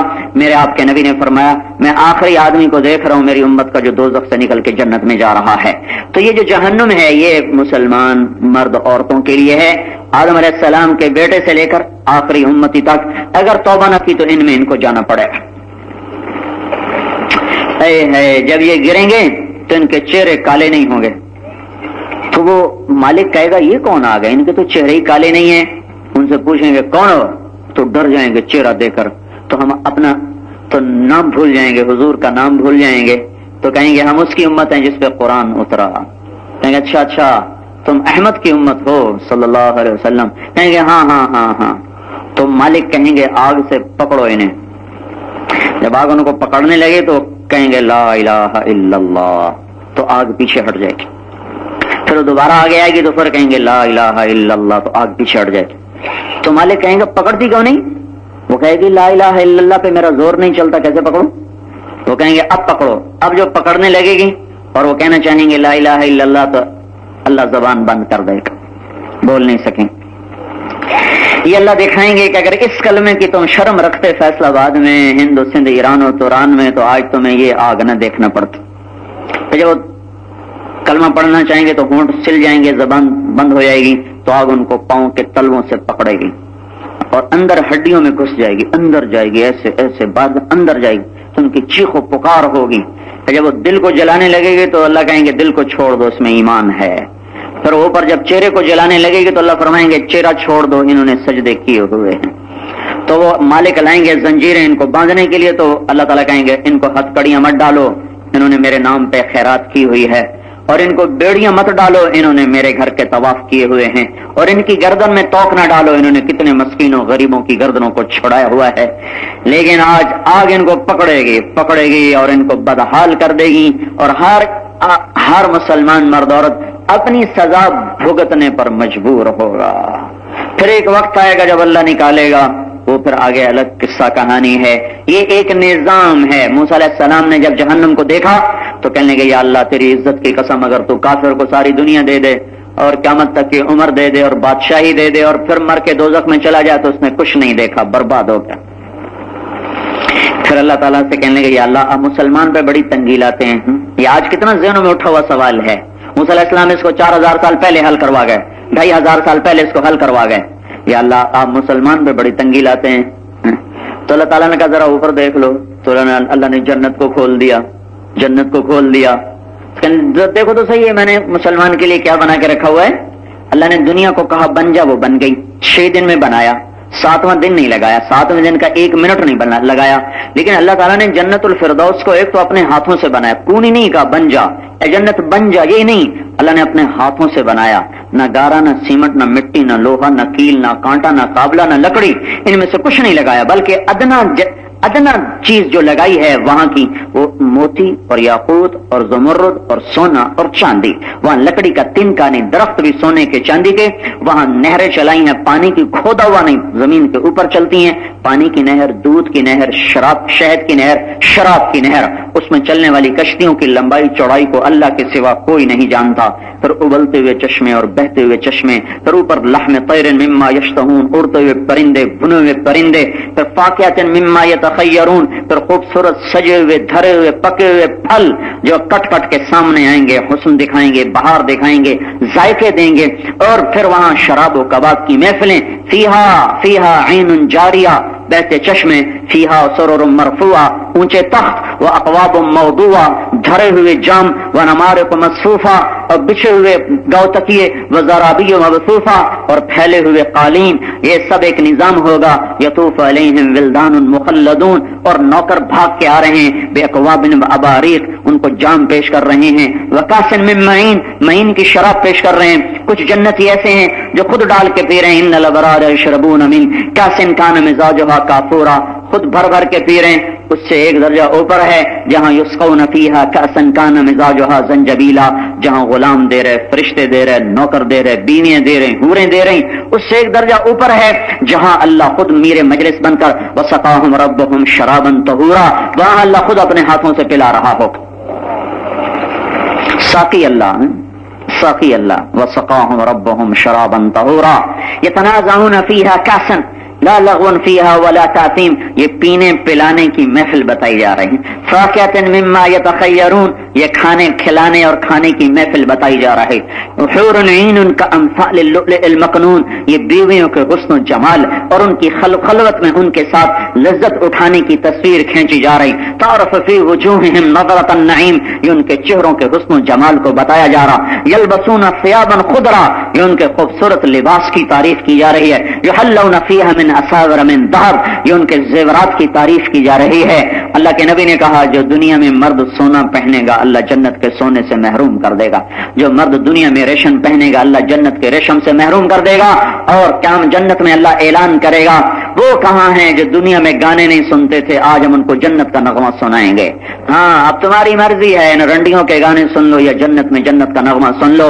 बड़े घाटे का सौदा है मेरे अजीजों, अगर हम आज के तबले सरंगी पर जन्नत के गाने बेच गए, आज की थोड़ी सी लज्जत पर जन्नत को फरोख्त कर गए, और आज की आंख और लज्जत और शहवत के चस्के के पीछे हम जन्नत की हसीन लड़कियों को अगर भूल गए, तो हमसे बड़ा दीवाना कोई नहीं, नादान कोई नहीं। अल्लाह ने एक लड़की को पैदा किया है जन्नत में जिसका नाम है लाइबा। लाइबा कहते हैं बहुत ज्यादा खेलने वाली, अपने खामिन से ऐसे लाड करती है, ऐसे खेलती है, उसका नाम ही लाइबा है। मुश्क अंबर जाफरान से बनाया, उसमें आबे हयात को डाला, फिर का बन वो बनी, ऐसा हुस्न बख्शा कि अगर मौत न होती तो उसे देखकर सारे मर जाते। और अल्लाह ने ऐसा हुस्न बख्शा है कि जन्नत की हूरें भी उस पर आशिक हैं, खुद जन्नत की हूरें उस पर आशिक हैं, और उसके कंधे पर हाथ मार के कहती हैं लाइबा, अगर तेरे हुस्न जमाल का फैसलाबाद वालों को पता चल जाए तो तेरे हुसूल में अपना सब कुछ कुर्बान कर दे। पर हाय अफसोस, उनको पता ही कोई, वो गारे मट्टी की मूर्तों में गुम हैं, वो यहाँ के तबले सरंगी में गुम हैं। ईमान भी बेच दिया, जमीर को सुला दिया, हया को रुखसत कर दिया, तकवे को तलाक दे दी, और एक आवारा जिंदगी को अपना मकसद बना के पागलों की तरह, कटी पतंग की तरह, आवारा बादल की तरह, बेमंजिल के मुसाफिर की तरह यूं चल रहे हैं जैसे न ऊपर कोई अल्लाह है, न कोई जन्नत है, न कोई जहन्नम है, न कोई देखने वाला, न कोई पूछने वाला। क्यों? अफहसिबतुम अन्नमा खलकनाकुम अबसा व अन्नकुम इलैना ला तुरजऊन, दीवाने हो, पागल हो जो कह रहे हो कि हम बेकार पैदा हुए हैं, हम जो मर्जी करें, क्या तुम पर कोई नहीं, तुम पर कोई नहीं, तुम पर वो है ला ताखुदहु सिनतुन वला नौम, जो न सोता है जो न ऊँघता है, तुम पर वो है जो सारी ताकत और कुदरत का मालिक है। इन्नल कुव्वत लिल्लाहि जमीआ, तुम पर वो है जो हुकूमत की सारी लगामें उसके हाथ में है। युदब्बिरुल अम्र मिनस समाइ इलल अर्द, जो जमीन से लेकर आसमान तक सारे निजाम की तदबीर करता है, बेखता, बेमिसल, बेमिसाल। जन्नत बनाई, कमाल कर दिया, कमाल कर दिया। तो उसमें से जन्नतुल फिरदौस को अपने हाथों से बनाया, हाथों से बनाया। और फिर क्या किया? फिर क्या किया? उस पर मोहर लगा दी। फिर क्या किया? रोजाना 5 दफा उसकी डेकोरेशन रोज करता है, हर दफा, हर रोज 5 दफा पहले से ज्यादा हसीन बना देता है। रोजाना 5 दफा एक लड़की बनाई, जन्नत की हूर, जन्नतुल फिरदौस की। जिस दिन बनाई उस दिन से लेकर आज, और आज से लेकर जब तक क़यामत नहीं कायम होती, अल्लाह उसको सजा रहा है, सजा रहा है, संवार रहा है, संवार। वो क्या बनेगी, कौन सोचे, कौन बताए, कैसे बताए? तो लाइबा के माथे पर लिखा हुआ है, मन अहब्बा अन यकून लहू मिस्ली फलियअमल बिरदाए रब्बी, जो ये चाहता है कि मैं उसे मिल जाऊं तो मेरे रब को राजी कर ले, मेरे रब को राजी कर ले, मैं उसी के लिए हूं। ऐसी हसीन और जमील बीवियां, ایسے باغیچے، ایسے باغات، ایسے نغمے، ایسے سر، ایسے ساز، ایسی آواز. جنت میں موسیقی کی محفل ہے بھائی. جنت کا موسیقار جنت کی ہوا ہے. دھن بنانے والا موسیقار جنت میں ہوا، اس ہوا کا نام ہے مثیرہ. مثیرہ. اور جنت کے سازندے، ساز بجانے والے وہ کون ہیں؟ وہ درخت ہیں. ساری جنت کے درخت وہ سازندے ہیں، اور ہوا موسیقار ہے. اور گلوکار کون ہے؟ پہلے نمبر پر جنت کے حوریں ہیں. جب وہ گائیں گی تو 70 برس گاتی چلی جائیں گی، سننے والوں کو ہوش بھول جائیں گے. اللہ تعالیٰ کہیں گے اب اس سے اچھا سنو. کہیں گے وہ کیا ہے؟ کہ سناتا ہوں. اللہ داؤد علیہ السلام کو بلا کر کہے گا میرے بندوں کو سنا. داؤدی آواز ہوگی، جنت کا ساز ہوگا، ہوا کا کی بنائی ہوئی دھن ہوگی. یہ ساز، یہ آواز، یہ دھن مل کر وہ سما پیدا کریں گے کہ جنت والوں کو اپنا آپ بھول جائے گا. پھر اللہ فرمائیں گا اب اس سے بھی اعلیٰ سنو. اس سے اعلیٰ کیا ہے؟ کہ وہ میرا محبوب ہے. یا حبیبی یا محمد، میرے محبوب آؤ ممبر پہ بیٹھو تو سنا. پھر اللہ کے محبوب کی آواز ہوگی، جنت کا ساز ہوگا، اور ہوا کی بنائی ہوئی دھن ہوگی. یہ ساز، یہ آواز مل کر ایسا سما پیدا کریں گے کہ خود جنت بھی وجود میں آ جائے گی. پھر اللہ فرمائیں گا اب اس سے بھی اعلیٰ سنو. کہیں گے یا اللہ اس سے اعلیٰ کیا ہے؟ کہ اس سے اعلیٰ تمہارا رب ہے جو خود تمہیں سنائے گا. پھر اللہ پردے ہٹا دے گا، سامنے آ جائے گا. نظریں دیدار سے سیراب ہوں گی، کان آواز سے، اور روح اس کے قرب سے. یوسف کو بنانے والا خود کیسا حسین ہوگا، جنت کا بنانے والا خود کیسا حسین ہوگا، داؤد کو آواز دینے والا خود کیسا حسین ہوگا، محمد مصطفیٰ صلی اللہ علیہ وسلم کو آواز دینے والا، جنت کی حوروں کو حسن دینے والا، ان کو آواز دینے والا، ان کو نغمہ دینے والا، ان کو سر دینے والا. اپنی ذات میں کیا آواز ہوگی، کیا سر ہوگا، کیا شکل ہوگی، کیا اس کا وجود ہوگا. جب اللہ پردے ہٹائے گا اور سامنے آئے گا اور پہلا بولے گا مرحبا بالصادقین، مرحبا میرے سچے بندے. معلوم ہوا جنت جھوٹے کا ٹھکانہ نہیں ہے، جھوٹا جنت میں نہیں جا سکتا. مرحبا بالطائعین، مرحبا میرے فرما بردار بندے. پتہ چلا کہ نافرمانوں کے لیے جنت میں جگہ کوئی نہیں ہے. میرے بھائیو یہ بن رہی ہے، دنیا بن چکی، وہ ابھی تک بن رہی، سجائی جا رہی، مہکائی جا رہی، اور چمکائی جا رہی، دمکائی جا رہی. اس کی چمک، اس کی دمک، اس کی مہک نہ پوچھو وہ کیا ہے. نہ کوئی بتا سکتا ہے، نہ کوئی دیکھ سکتا ہے، اور نہ کوئی دیکھنے کی تاب رکھتا ہے. دیکھے گا تو کلیجے پھٹ جائیں گے، آنکھیں چندیا جائیں گی. صرف اللہ نے اپنے محبوب کو طاقت بخشی کہ اپنی آنکھوں سے دیکھ کر آئے. پھر آنکھوں دیکھا حال بتایا. میں اسی کی بات آپ کو سنا رہا ہوں، اسی کا حال آپ کو بتایا ہوا حال آپ کو بتا رہا ہوں. یہ وہ زندگی ہے جس کو اللہ نے بنا کر اس کی دعوت دی. موسیٰ علیہ السلام کو دکھایا گا، دیکھ لیا میرے بندے کا ٹھکانہ. موسیٰ علیہ السلام نے کہا یا اللہ مجھے تیری عزت و جلال کی قسم، اگر مسلمان کے ہاتھ کٹے ہوئے ہوں، پاؤں کٹے ہوئے ہوں، ناک کے بل زمین پر گھسٹتا جا رہا ہو اور قیامت تک گھسٹتا سے سکتا چلا جائے اور مر کے جنت میں چلا جائے تو اس نے کوئی دکھ نہیں دیکھا. ہاں بھائی، دنیا آنی جانی چیز ہے، اللہ کا راضی ہو جانا معراج ہے. اللہ کو ساتھ لینے کے لیے ایک زندگی ہے، وہ زندگی نافذ نہیں ہوتی. کوئی چھو منتر نہیں ہے، کوئی مشین نہیں ہے جیسے بھائی ادھر میلا کپڑا ڈالا تھوڑے دیر بعد نکالو تو صاف ہو گیا. اسلام میں کوئی ایسا چھو منتر، کوئی مشین نہیں. ادھر سے ڈاکو نکالا، ادھر سے جنید بغدادی نکال لیا. ایسا منتر دنیا میں کوئی نہیں ہے. یہ منتر کسی کے پاس کوئی نہیں ہے، ورنہ نبیوں کو پتھر نہ کھانے پڑتے، پیٹ پہ پتھر نہ باندھنے پڑتے، دانت نہ توڑوانے پڑتے، گھر سے بے گھر نہ ہونا پڑتا، در سے بے در نہ ہونا پڑتا، اور اپنے سینے کو زخمی نہ کروانا پڑتا. یہ پھونک مارنے سے نہیں ہوتا، یہ خالی نظر سے نہیں ہوتا. اس کے لیے جان کو جوکھوں میں ڈالنا ہوتا ہے، مشقتوں میں ڈالنا ہوتا ہے. حضرت محمد صلی اللہ علیہ وسلم ایک محنت لائے جو 1.25 لاکھ نبیوں کی محنت کا کمال، 1.25 لاکھ نبیوں کی محنت کا تتمہ، 1.25 لاکھ نبیوں کی محنت کی انتہا. دعوت الی اللہ، قل هذه سبیلی ادعو الی اللہ، قل هذه سبیلی ادعو الی اللہ. کہہ دو یہ میرا راستہ ہے، میں اللہ کی طرف بلاتا ہوں، میں اللہ کی طرف بلاتا ہوں. یہ محنت لے کر آئے. یہ محنت اپنی ذات میں کیسی عظیم الشان ہے کہ اللہ تعالیٰ نے اپنے نبی کو کہا تم فخر سے کو. جیسے آدمی کہتا ہے یہ میری گاڑی، کہتا ہے یہ میرا بنگلہ، کہتا ہے یہ میری فیکٹری، کہتا ہے یہ میری مل، وہ کہتا ہے یہ میرا بیٹا ڈاکٹر، یہ میرا بیٹا پروفیسر، یہ میرا بیٹا وائس چانسلر، یہ میرا بڑا لمبا چوڑا ہے صدارتی محل. فخر ہوتا ہے، قدرتی ہوتا ہے. اللہ ہمارے نبی سے کہہ رہا تو بھی تو فخر کر، تو بھی تو عزت اور بلندی سے بول، قل کہو، ہذہ سبیلی، یہ میرا راستہ، نہ میری کوئی مل، نہ فیکٹری، نہ کارخانہ، نہ بلڈنگ، ہذہ سبیلی، یہ ہے میرا راستہ۔ اس میں لہجے میں فخر ہے، فخر ہے۔ اب تو قرآن کا سادہ پیغام سمجھ میں نہیں آتا، لہجے کون سمجھے گا بھائی، لہجے کون سمجھے گا؟ پی ایچ ڈی ڈاکٹر ہے، ایک سطر ترجمہ قرآن کا نہیں آتا، کہاں بیٹھ کے روئیں، کس کے سامنے گلا کریں؟ جب امت اتنی نا آشنا ہو اللہ کے پیغام سے تو پھر کھڈوں میں نہیں گرے گی تو اور کیا ہوگا؟ میرے نبی کہو، ہذہ سبیلی، یہ میرا راستہ ہے، کیا؟ ادعو الی اللہ، میں اللہ کی طرف بلاتا ہوں، علی بصیرۃ، زادرہ کیا ہے اس راستے میں چلنے کا؟ یقین، تقوی، بصیرت۔ آپ اکیلے ہیں یا رسول اللہ؟ نہیں، انا، میں بھی ہوں، ومن اتبعنی، جو میرا کلمہ پڑھتے ہیں ان کا کام بھی دعوت الی اللہ ہے، ان کا کام بھی تبلیغ ہے۔ اس امت کو اللہ نے 4 خطاب دیے ہیں قرآن میں، اس امت کو قرآن میں اللہ نے 4 خطاب دیے ہیں۔ وَكَذَلِكَ جَعَلْنَاكُمْ أُمَّةً وَسَطًا، یہ پہلا خطاب ہے۔ كُنْتُمْ خَيْرَ أُمَّةٍ أُخْرِجَتْ لِلنَّاسِ، یہ اللہ تعالیٰ نے دوسرا خطاب دیا ہے، اخرجت للناس خیر امت، کنتم خیر امت، یہ اللہ تعالیٰ نے ان کو دوسرا خطاب دیا ہے۔ هو اجتباکم، یہ تیسرا خطاب دیا ہے۔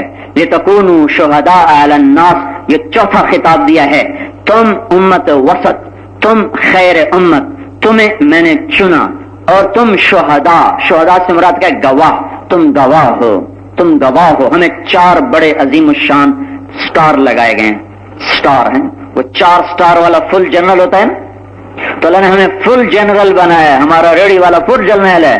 اور فوج کا جنرل تو کوئی کی بنتا ہے، وہ بھی بیچارہ 3 سال کے بعد ریٹائر ہو جاتا ہے، پھر جوتیاں چٹکھاتا پھرتا ہے۔ جاؤ پنڈی میں دیکھو، اتنے جرنیل ریٹائر پڑے ہیں کہ جتنا مرضی اچار ڈال لو ختم ہی نہیں ہوتا، اس پر بھی یہ سٹار نہیں اترتے۔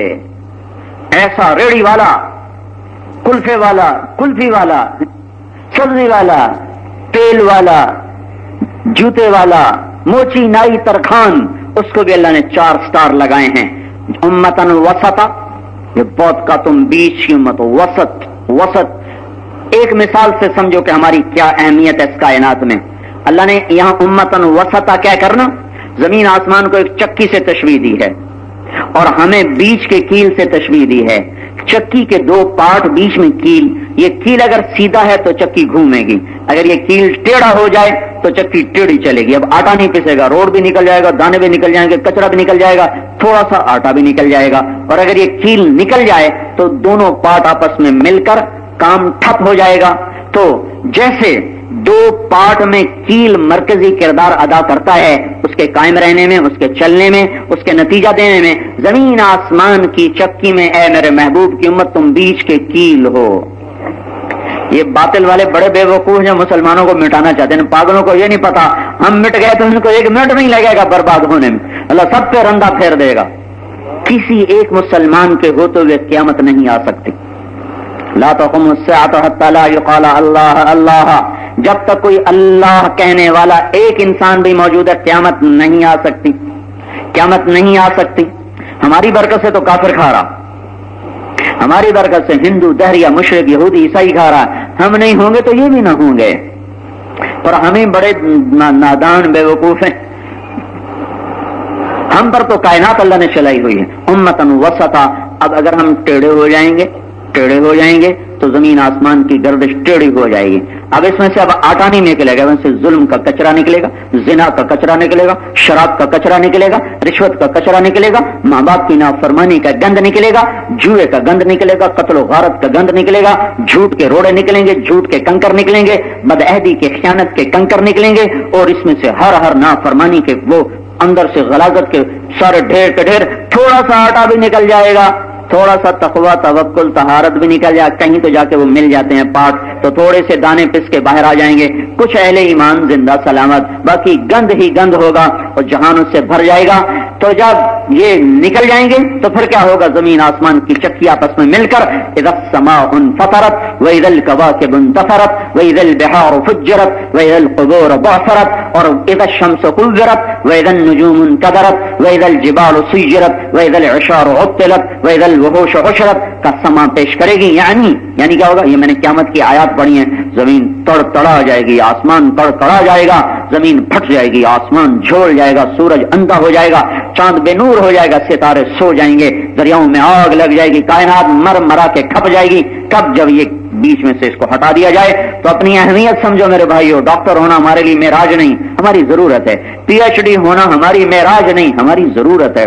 زیادہ روٹی کھانا کوئی کمال نہیں ہے، زیادہ کپڑے پہننا کوئی کمال نہیں، ضرورت ہے. بیماری کے لیے ڈاکٹر چاہیے، اور دنیا کی زندگی کو آسان بنانے کے لیے ہمیں آج کا علم چاہیے. ہم اس سے مستغنی نہیں ہیں، ہمارا دین تو ہمیں بیچ میں لاتا. امتن وسطا وکان بین ذلک قواما. نہ یہودیوں کی طرح نفسانیت، نہ عیسائیوں کی طرح رہبانیت، بیچ میں کھڑے ہیں کہ ضرورت کی دنیا کو لینا ہے، آخرت کے لیے زاد راہ بنانا ہے. یہاں بھی عزت کے طلبگار قرآن کی دعا نہیں دیکھتے؟ ربنا آتنا فی الدنیا حسنہ. سب سے بہترین دعا کیا بتائی گئی ہے؟ علماء نے کیا بتائی ہے؟ ربنا آتنا فی الدنیا حسنہ فی الآخرۃ حسنہ وقنا عذاب النار. یہ سب سے بہترین دعا بتائی گئی ہے. اور ہمارے نبی جب دعا مانگتے تھے تو ربنا آتنا سے شروع کرتے تھے، بیچ میں پھر اس دعا کو مانگتے تھے، اور جب آپ دعا ختم کرتے تھے تو ربنا آتنا پر دعا ختم کیا کرتے تھے. تو دنیا بھی اور حسنہ سے مراد ہر بھلائی، یہ صرف نیک بیوی نہیں.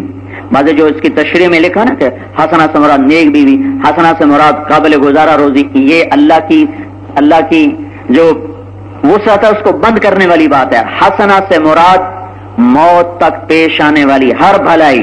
حسنہ سے مراد پیدائش سے لے کر ماں کے پنگھوڑے سے لے کر قبر کے پنگھوڑے تک جتنی بھی بھلائی کی چیزیں ہیں وہ سب اس میں شامل ہیں. اس سے صرف روٹی مراد نہیں، صرف بیوی مراد نہیں، صرف علم مراد نہیں، بلکہ تمام بھلائیوں کی دعا سے مانگو.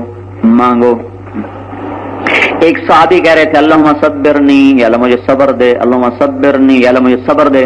تو آپ نے پیچھے سے لات ماری، زور سے لات ماری، یوں ہو گیا. آپ نے کہا کیا مانگ رہا ہے؟ صبر.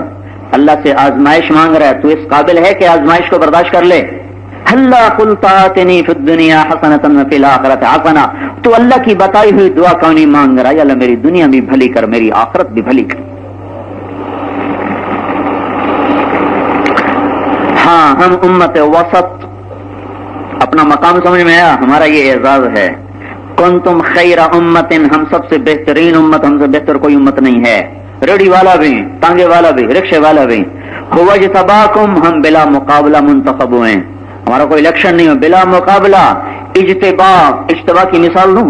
آپ دکان پہ گئے، آم آئے ہوئے، آپ نے ایک آم دیکھا پسند ہے، تھیلے میں ڈالا. دوسرا دیکھا پسند ہے، لفافے میں ڈالا. تیسرا دیکھا پسند نہیں، واپس کر دیا. چوتھا دیکھا اچھا نہیں لگا، ادھر کر دیا. پھر بیچ میں سے اور نکالا، پسند کیا، اندر ڈالا. ایک ایک دانے کو چھانٹا، پسند کیا ڈالا، نہیں پسند کیا پیچھے ہٹایا. اپنے پسندیدہ دانوں کو اپنے ترازو میں ڈالا تھا. تولو. اس کو عربی میں کہتے ہیں اجتبا. پتہ بھی ہے ہمارے تمہارے ساتھ کیا ہو گیا. اللہ یہ مثال دے رہا ہوں، اللہ اس سے پاک ہے، بلند و بالا ہے. مثال سمجھنے سمجھانے کے لیے ہوتی ہے. گویا اس لفظ میں یوں بتا رہا ہے کہ اللہ تعالیٰ نے آدم علیہ السلام کی اولاد کی نسل کی روحوں کو سامنے کھڑا کیا. ایک ایک روح کو اٹھایا، دیکھا، سر سے پاؤں تک پرکھا. جو پسند ہے اسے اپنے محبوب کی امت میں ڈال دیا، جو پسند نہیں آیا اسے دوسری امت میں ڈال دیا. جو پسند آیا ہاں ادھر ادھر. هو اجتباکم، ہمارے عرب و عجم، ہمارے مرد و عورت، ہمارے امیرن غریب و غریبن، کوڑی و حسین، بادشاہ و فقیر، ادنا و اعلیٰ، مہتر و کہتر. هو اجتباکم، ہم نے تمہیں چن لیا، ہم نے تمہیں چھانٹ لیا، پسند کیا اور ڈال دیا.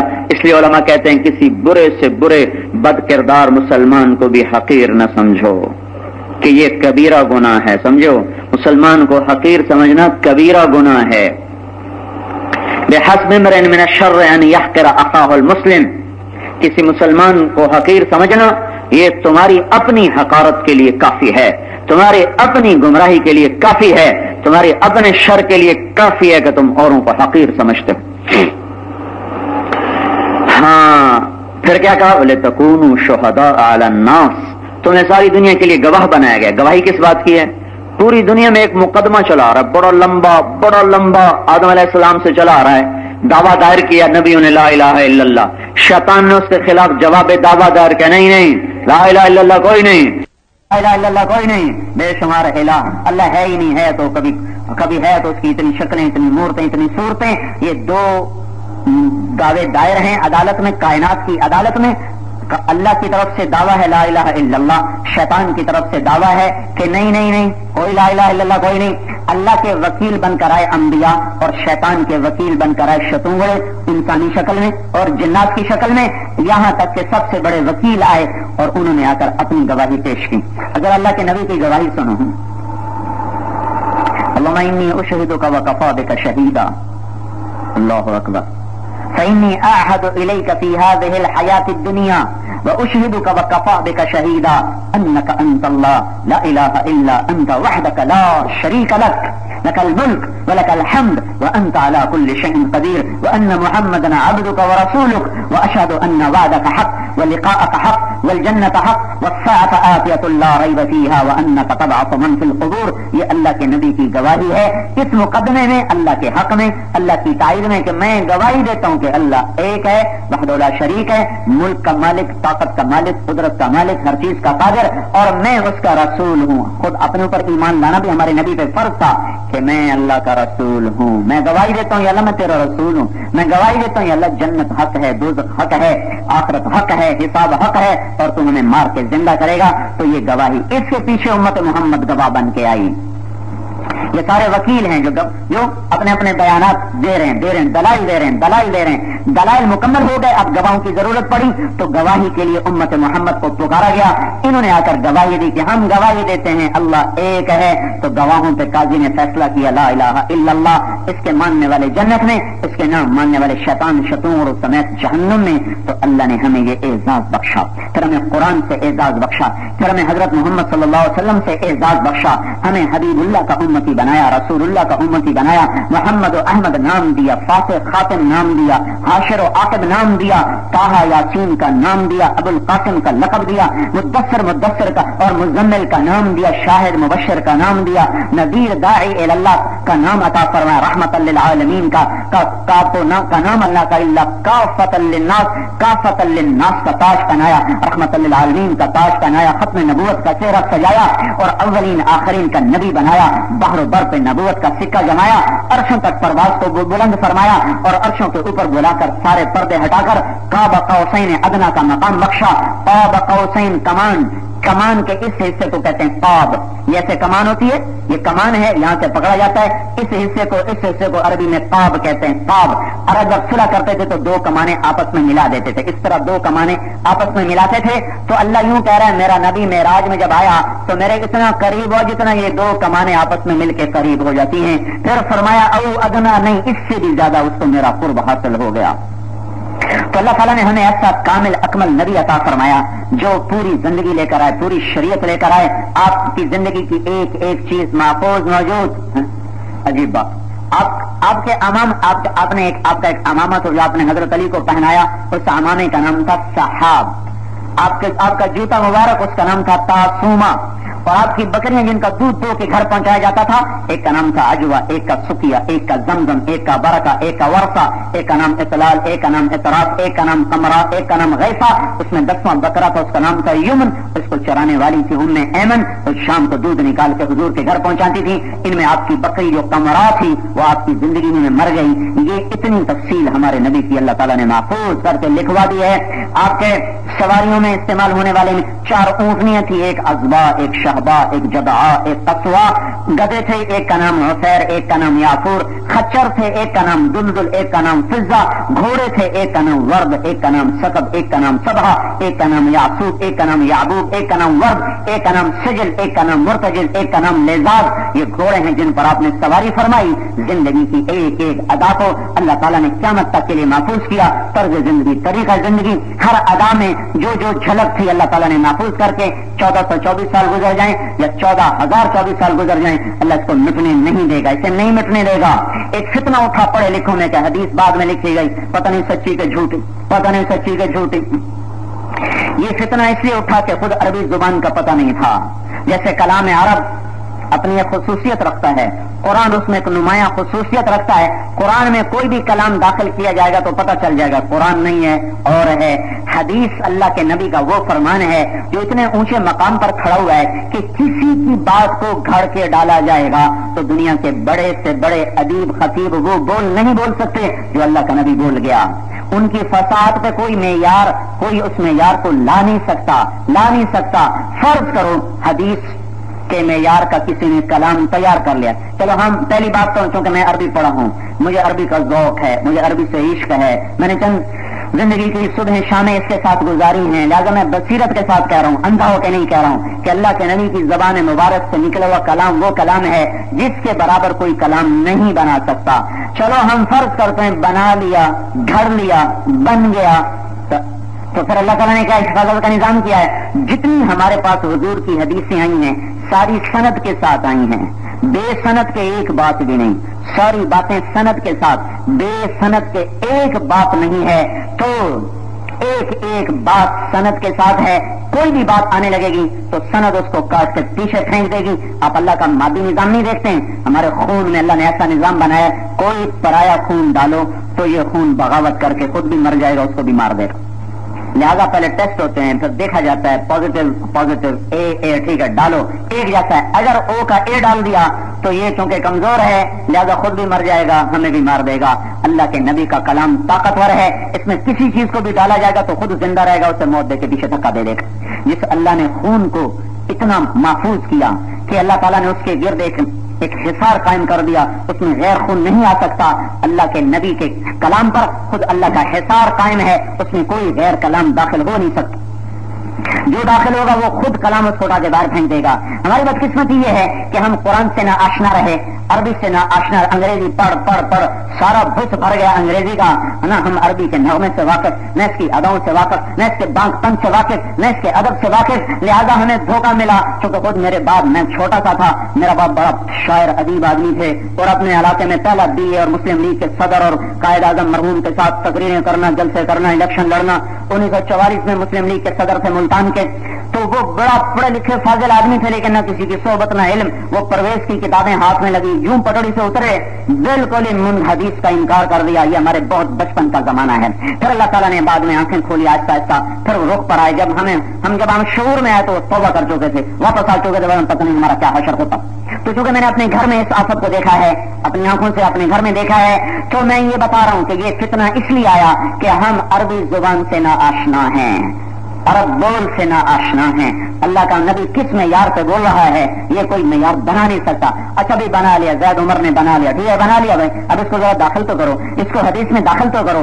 داخل کہاں سے کرو گے؟ آگے تو حصار میرے اللہ کا ہے، یہ چیز آئے گی نکل کے باہر چلی جائے گی. کیونکہ ساری حدیثیں ہمارے پاس سند سے آئی ہیں. یہ PhD کی کتابیں نہیں، یہ فزکس کیمسٹری کی کتابیں نہیں. نہ لکھنے والے کا پتہ، نہ پڑھانے والے کا پتہ، نہ پڑھنے والوں کا پتہ، کس نے لکھی، کب لکھی. ہر 10 سال کے بعد تو سارا لٹریچر تبدیل ہو جاتا ہے. دیکھتے نہیں ہو نصاب کے کیا جھگڑے چل رہے. یہ انسانی کلام ہے، انسانی واقع ہیں، رد و بدل، ترمیم، تعریف، تبدیل، یہ سب ہے.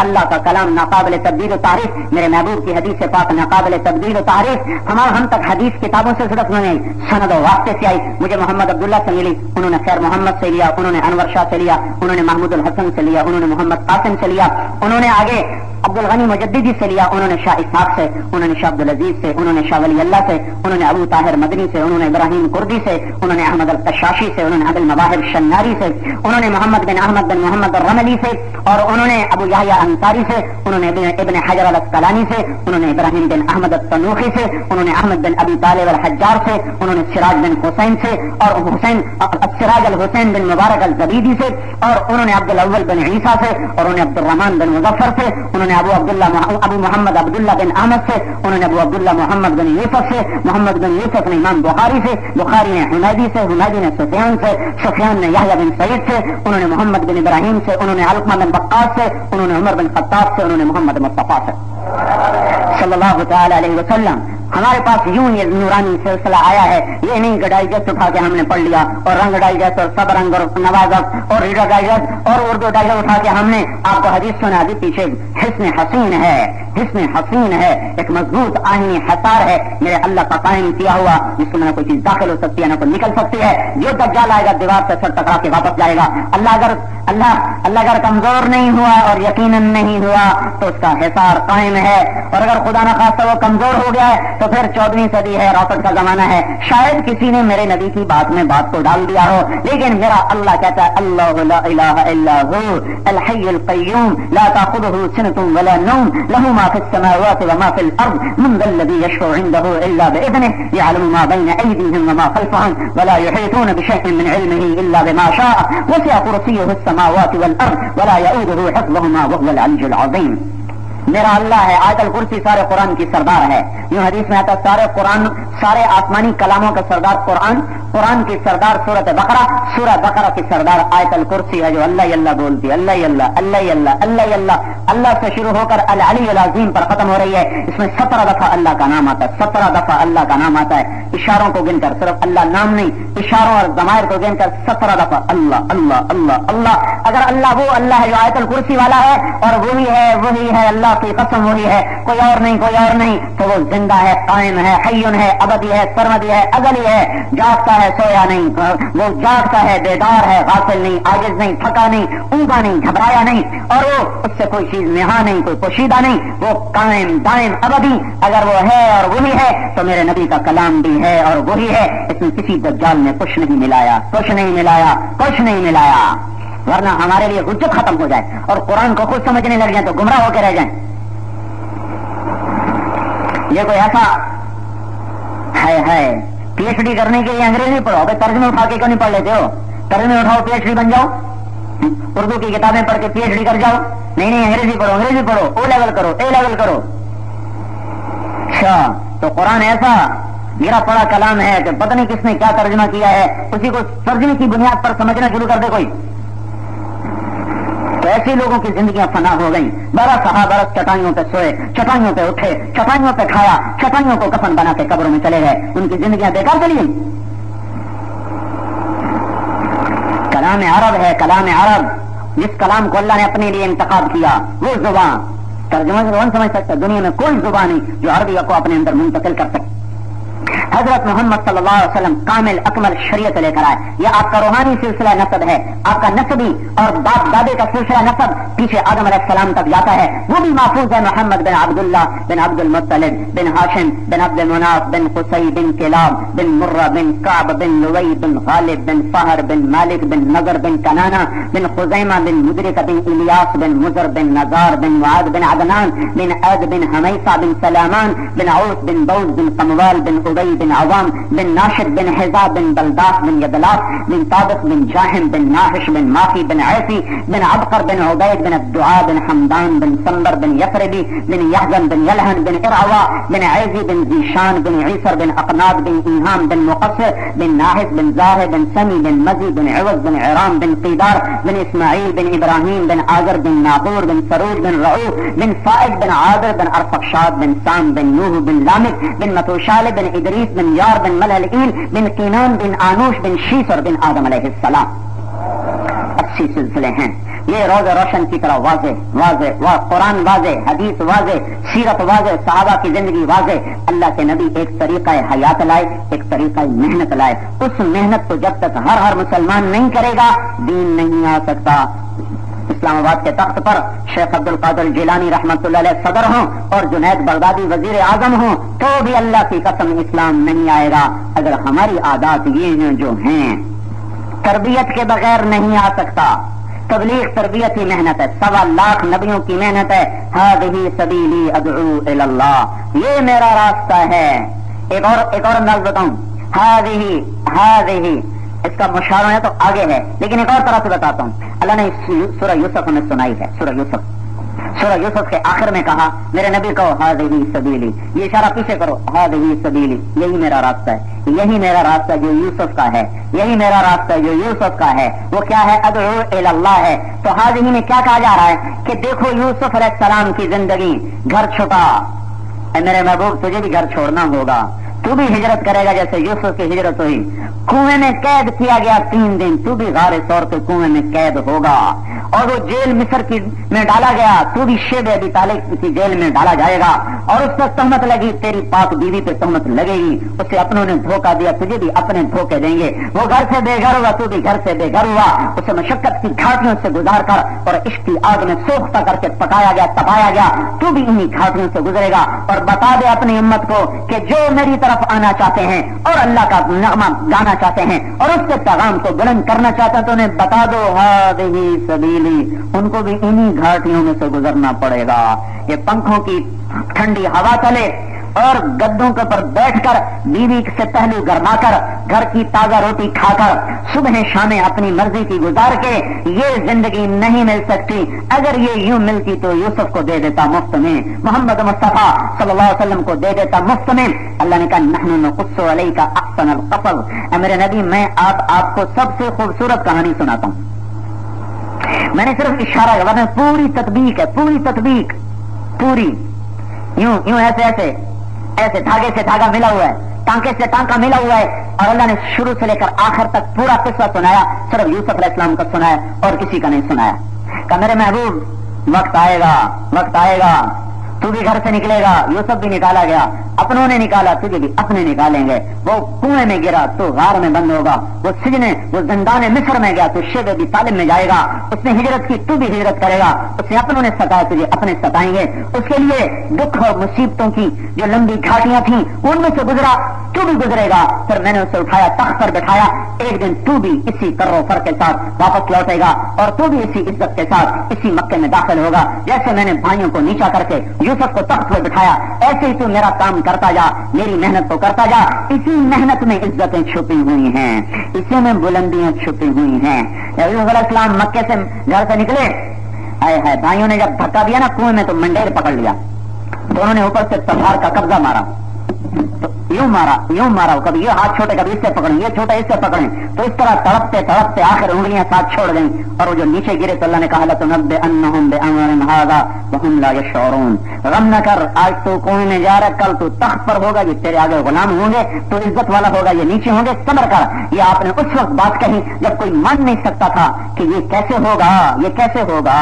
جب ہمارے نبی نے مکہ چھوڑا تو مکے پر نظر دوڑائی, یا مکہ ما اطیبک من بلد واحبک الی, ہائے مکہ تو مجھے کتنا پسندیدہ ہے, تو مجھے کتنا پیارا ہے. لولا ان قومی اخرجونی منک لما سکنت غیرک, اگر میری قوم نہ نکالتی تو میں تجھے چھوڑ کے کبھی نہ جاتا.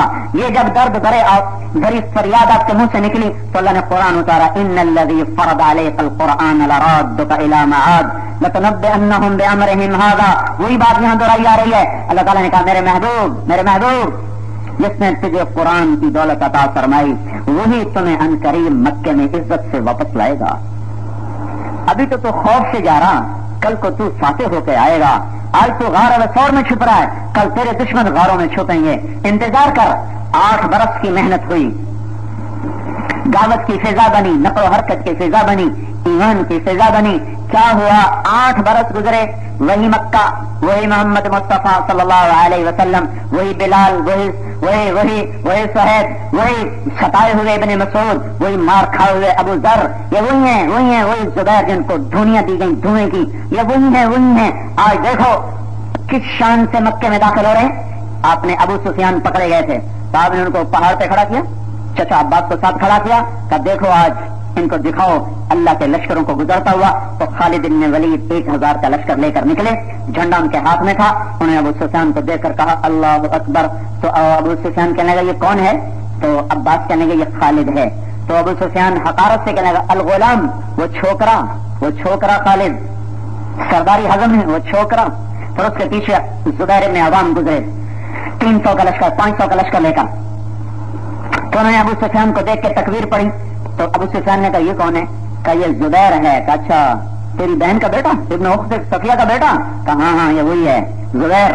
اس کے پیچھے ابو ذر گزرے 300 کا لشکر لے کر, مار کھانے والے مکے کے حرم میں. کہا اللہ اکبر. ابو سفیان نے کہا یہ کون ہے؟ کہا یہ بنو غفار, ابو ذر کمالی والے غفار. پھر اس کے پیچھے بنو اسلم گزرے, کے ہاتھ میں جھنڈا. کہ یہ کون ہے؟ ان کا اللہ اکبر. کہ یہ کون ہے؟ کہ یہ بنو اسلم ہے. اس کے پیچھے بنو کعب گزرے. برادہ بن حسین کے ہاتھ میں جھنڈا, 500 کا لشکر. تو ان کا یہ کون ہے؟ کہ یہ بنو کعب ہیں, بنو کعب. اس کے پیچھے مزینہ گزرے, نعمان بن مقرن مزنی کے ہاتھ میں جھنڈا, اور ان کا اللہ اکبر 1000 کا لشکر. کا یہ کون ہے؟ کہ یہ بنو مزینہ ہے, مزینہ. اس کے پیچھے جوہینہ گزرے, معبد خالد بن معبد جوہنی کے ہاتھ میں جھنڈا, 800 کا لشکر. ان کا اللہ اکبر.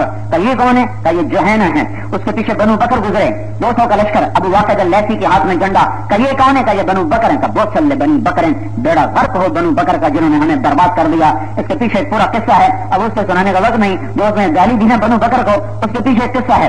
پھر اس کے پیچھے بنو لیس گزرے, 250 کا لشکر. کا یہ کون ہے؟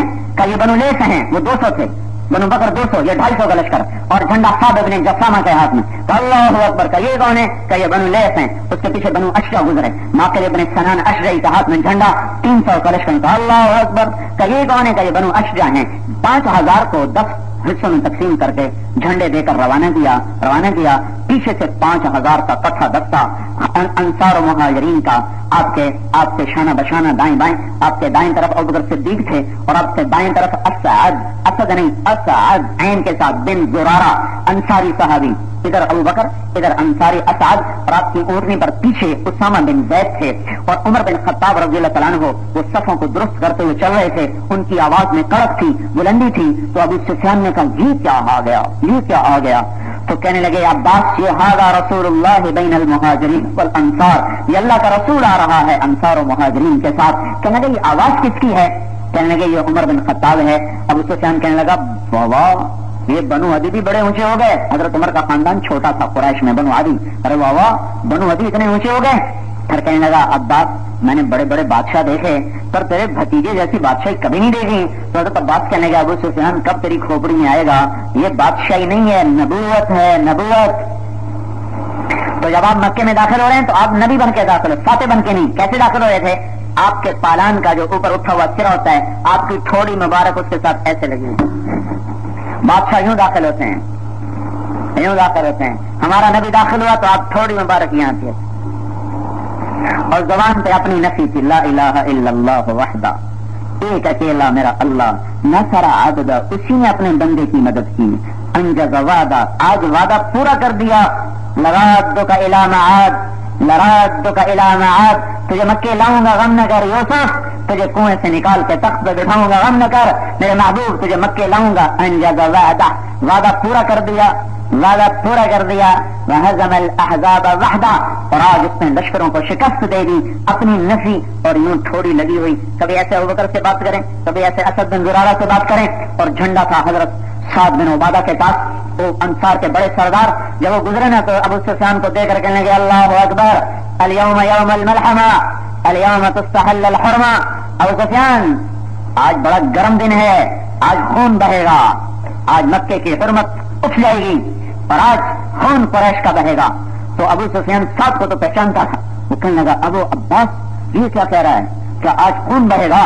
اتنے میں حضور کی سواری گزری تو ابو سفیان نے با آواز سے بلند کہا, یا رسول اللہ الیوم یوم الملحمہ, کیا آج خون بہانے کا دن ہے؟ تو میرے آپ کے نبی نے کہا نہیں, الیوم یوم المرحمہ, آج رحم کھانے کا دن ہے. میں بادشاہ نہیں ہوں کہ بدلے لوں, میں نبی ہوں, معاف کرنے آیا ہوں. الیوم یوم المرحمہ, آج رحم کا دن ہے. تم کام کرو, عزتیں باندھی بن کے دروازوں پر دستک دیں گی. تم دنیا کو ٹھوکر مارو گے, وہ غلام بن کے دم ہلاتی پیچھے بھاگے گی.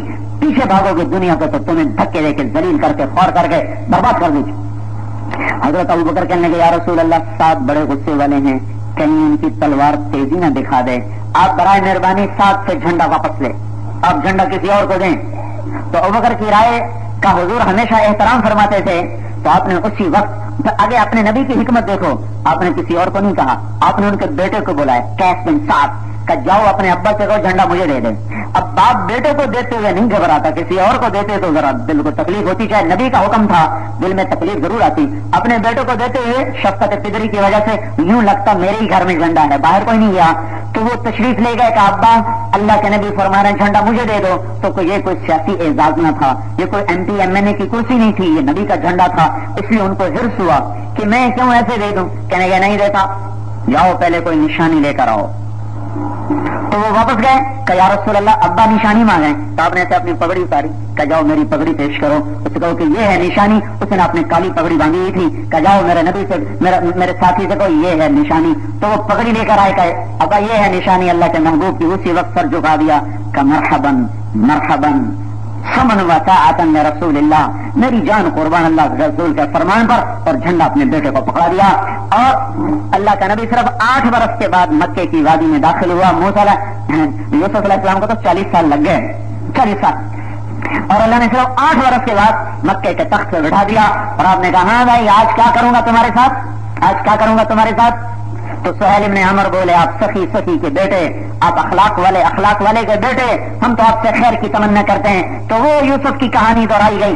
بعین ہی آپ نے وہی جملہ بولا اور یوسف کے حوالے سے بولے گا اچھا جاؤ جو میرے بھائی یوسف نے اپنے بھائیوں سے کہا تھا لا تثریب علیکم اليوم یغفر اللہ لنا ولکم، جاؤ میں نے تمہیں معاف کر دیا، آج تم پر کوئی تاوان نہیں ہے، جاؤ میں نے تمہیں معاف کر دیا. وہ یوسف کی کہانی آج دہرائی گئی. وجاء اخوۃ یوسف کے بھائی بھی آئے. یوسف تخت پر نقاب پوش ہوتے تھے، چہرہ ڈھک کے رکھتے تھے اور وہ آج بھی کر رہے جینا ببضاعۃ مزجاۃ فاوفِ لنا الکیل وتصدق علینا ان اللہ یجزی المتصدقین. اللہ کا واسطہ کمزور ہیں، غریب ہیں، تھوڑے سے پیسے لائے ہیں، اسی پہ غلہ دے دو، تیری بڑی مہربانی. جب بنیامین کو روک لیا تھا تو یعقوب علیہ السلام کو بڑا صدمہ ہوا. تو انہوں نے خط لکھا تھا یوسف کے نام. ان کو کیا پتا کہ آگے بیٹا بیٹھا ہوا ہے. خط ایسا درد بھرا تھا کہ یوسف علیہ السلام پھوٹ پھوٹ کے رو دی. کہا اے عزیز مصر ہم نبی ہیں اور نبی چور نہیں ہوتے ہیں. ہم شروع سے آزمائش کی آگ میں جل رہے ہیں. میرے دادا کو آگ میں ڈالا گیا، میرے باپ کو چھری کے نیچے سے نکالا گیا، میرے بیٹے کو مجھ سے جدا ہوئے 4 دہائیاں گزر گئیں. اس کی محبت میں رو رو میری آنکھیں چلی گئیں. اب تو نے میرا ایک سہارا تھا اس کی یاد کا، تو نے وہ بھی مجھ سے چھین لیا. تیری بڑی مہربانی میرا بیٹا مجھے واپس کر دے، ہم چور نہیں ہیں. یہ خط پڑھ کے یوسف جو روئے تو اللہ پاک نے حکم دے دیا اب اپنے آپ کو کھول دو. پہلے اللہ کا ہی حکم تھا، بتانا نہیں چپ، اب کا کھولو. اب بھائی آئے جناب کچھ صدقہ کچھ خیرات. تو ایسے نقاب اٹھایا اور اتنی محبت بھرے الفاظ سے فرمایا هل علمتم، سبحان اللہ کیا نبی کے اخلاق. هل علمتم کا مطلب یہ ہے کہ تمہیں کچھ پتہ ہی کوئی نہیں. ان کو ایسا اپنے اوپر ہونے والے ظلم ایسے ہلکے کر کے کہے هل علمتم. پہلا جملہ ہی ایسا حسین هل علمتم ما فعلتم بیوسف واخیہ، تمہیں تو پتہ ہی نہیں ہوگا نا تم سے اذ انتم جاہلون. پہلا اور آخری ایسا لفظ بولے کہ بیچ کی 40 سال کی ساری زیادتیوں کو اس میں گم کر دے. یہی نبی کے اخلاق ہوتے ہیں. جو گالی دینے والے کو دعا دینا سیکھ لیتا ہے اسے دنیا کی کوئی طاقت نیچا نہیں کر سکتی. جو معاف کرنا سیکھ لیتا ہے اسے دنیا کی کوئی طاقت اونچا ہونے سے نہیں روک سکتی. جو جھکنا سیکھ لیتا ہے اسے کوئی دنیا کی طاقت اٹھنے سے نہیں روک سکتی.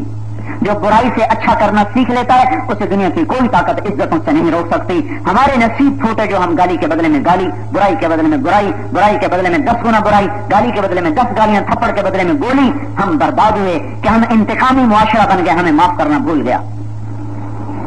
نقاب اٹھایا هل علمتم ما فعلتم بیوسف واخیہ اذ انتم جاہلون. پہلے ویسے مسکین بنے کھڑے تھے، جب چہرے کی جھلک پڑی ایسے چکاچوند آنکھیں ہوئی، پھٹی آنکھوں سے دیکھا، ایک دم سب کے منہ سے حیرت اور خوف. مطلب میں قربان جاؤں اپنے مولا اپنے رب پر. ایک جملے میں کیا کیا کہانیاں سمو دی، کیا کیا انداز، سوال بھی ہے، حیرت بھی ہے، استعجاب بھی ہے، خوف بھی ہے اور کچھ امن کی پرچھائی بھی ہے. اتنے عجیب غریب قسم کے متضاد جذبات ایک جملے میں. انک لانت یوسف، بے ساختہ 11 کے 11 انک لانت یوسف، انک لانت یوسف، انک لانت یوسف. انگلیاں اٹھ گئیں، آنکھیں پھٹ گئیں، پتلیاں پھیل گئیں، منہ کھلے کا کھلا. انک لانت یوسف. اوفو کیا خوبصورت لفظ ہیں، ترجمہ ہی نہیں ہو سکتا. تو یوسف تو نہیں،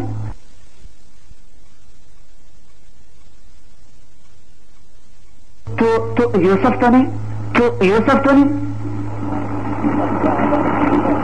انا یوسف وہذا اخی، انا یوسف وہذا اخی قد من اللہ علینا انہ من یتق ویصبر فان اللہ لا یضیع اجر المحسنین. یہ سارے قرآن کا خلاصہ ہے یہ جملہ. جو صبر اور تقوی کو ساتھی بنا لیتا ہے اللہ کبھی اسے ضائع نہیں کرتا. آج میرا نبی واپس آ رہا ہے. ہذہ سبیلی، سمجھو ہذہ سبیلی، کہو میرا بھی وہی راستہ ہے جو یوسف کا راستہ تھا. اے میرے محبوب کی امت، سنبھل کے آنا، تبلیغ جان جوکھوں کا کام ہے، لیکن اس کے پیچھے اللہ جو مل جائے گا تو پھر پیچھے کیا رہ گیا؟ جب اللہ ہی مل گیا تو سب کچھ مل گیا. اللہ نہ ملا تو کچھ نہ ملا. صرف اللہ نہیں ملے گا، اللہ دنیا بھی قدموں میں زیر کر کے لائے گا. دنیا میں ٹھوکریں کھاتی تمہارے قدموں میں آئے گی. حضرت عمر رضی اللہ عنہ کے سامنے تخت لایا گیا.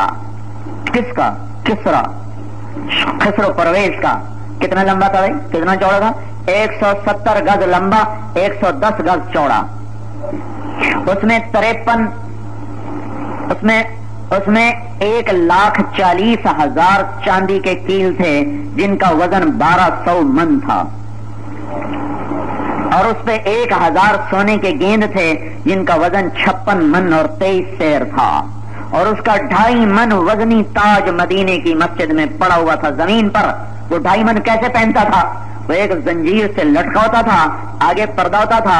وہ بدبخت آ کے یوں بیٹھتا، سر اس کے اندر دے دیتا، پھر پردہ اٹھایا جاتا تو لوگ دیکھتے 2.5 من کا تاج اٹھایا وہ سجدے میں گر جاتے. ایک ایسی اس پر پینٹ کیا ہوا تھا کہ بالکل قریب سے پتا چلتا تھا کہ اوپر تار ہے، ورنہ پتہ نہیں چلتا تھا. وہ 2.5 من کا تاج سامنے، 100 خزانے اکھڑ کر مدینے میں ایک قالین لایا گیا جو 1 ایکڑ کے برابر، 1 ایکڑ کی لمبائی چوڑائی کا وہ قالین تھا. اس کا نام تھا باغ و بہار. سونے چاندی کی تاروں سے بنایا گیا تھا، ریشم پخراج سے بنایا گیا تھا، موتی جواہرات سے سجایا گیا تھا.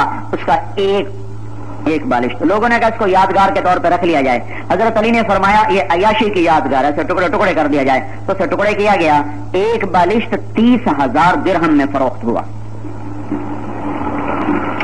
ہاں، صرف یہ نہیں کہ آخرت، صرف یہ نہیں کہ اللہ دنیا بھی دے گا، اللہ آخرت بھی دے گا، پر کام وہ کرو جو اللہ کا نبی بتا رہا ہے. ہذہ سبیلی، آخرت کی کامیابی کے سارے انداز، سارے اسلوب، سارے طریقے دیکھنے میں کچھ نظر نہیں آتا. اور میرے بھائیوں، یہ سارے کفر کی بنیادوں پر ضرب کاری ہے، سارے باطل پر یہ ضرب کاری ہے. کسی کو یہ کہنا اللہ کی مان لے کامیاب ہو جائے گا، اس پر حجت تمام ہوگی. تو حضرت محمد صلی اللہ علیہ وسلم جس محنت کو لے کر آئے، 23 برس میں اس محنت میں نقشہ دکھایا. کتنا خوبصورت انقلاب لائے. 1018 آدمی قتل ہوئے ہیں اور سارا عرب مسلمان ہو گیا. 259 مسلمان شہید ہوئے، 759 کافر قتل ہوئے، 259 مسلمان شہید ہوئے اور سارا جزیرہ عرب مسلمان ہو گیا. صرف 759 کے قتل کے ساتھ سارے جزیرہ عرب کو اسلام میں داخل کر لیا. یہ وہ خوبصورت محنت تھی اللہ کے محبوب کی. جنگیں جو عظیم ہوئی ہے پہلی 1914 میں، اس میں 75 لاکھ اور 35,000 آدمی قتل ہوا.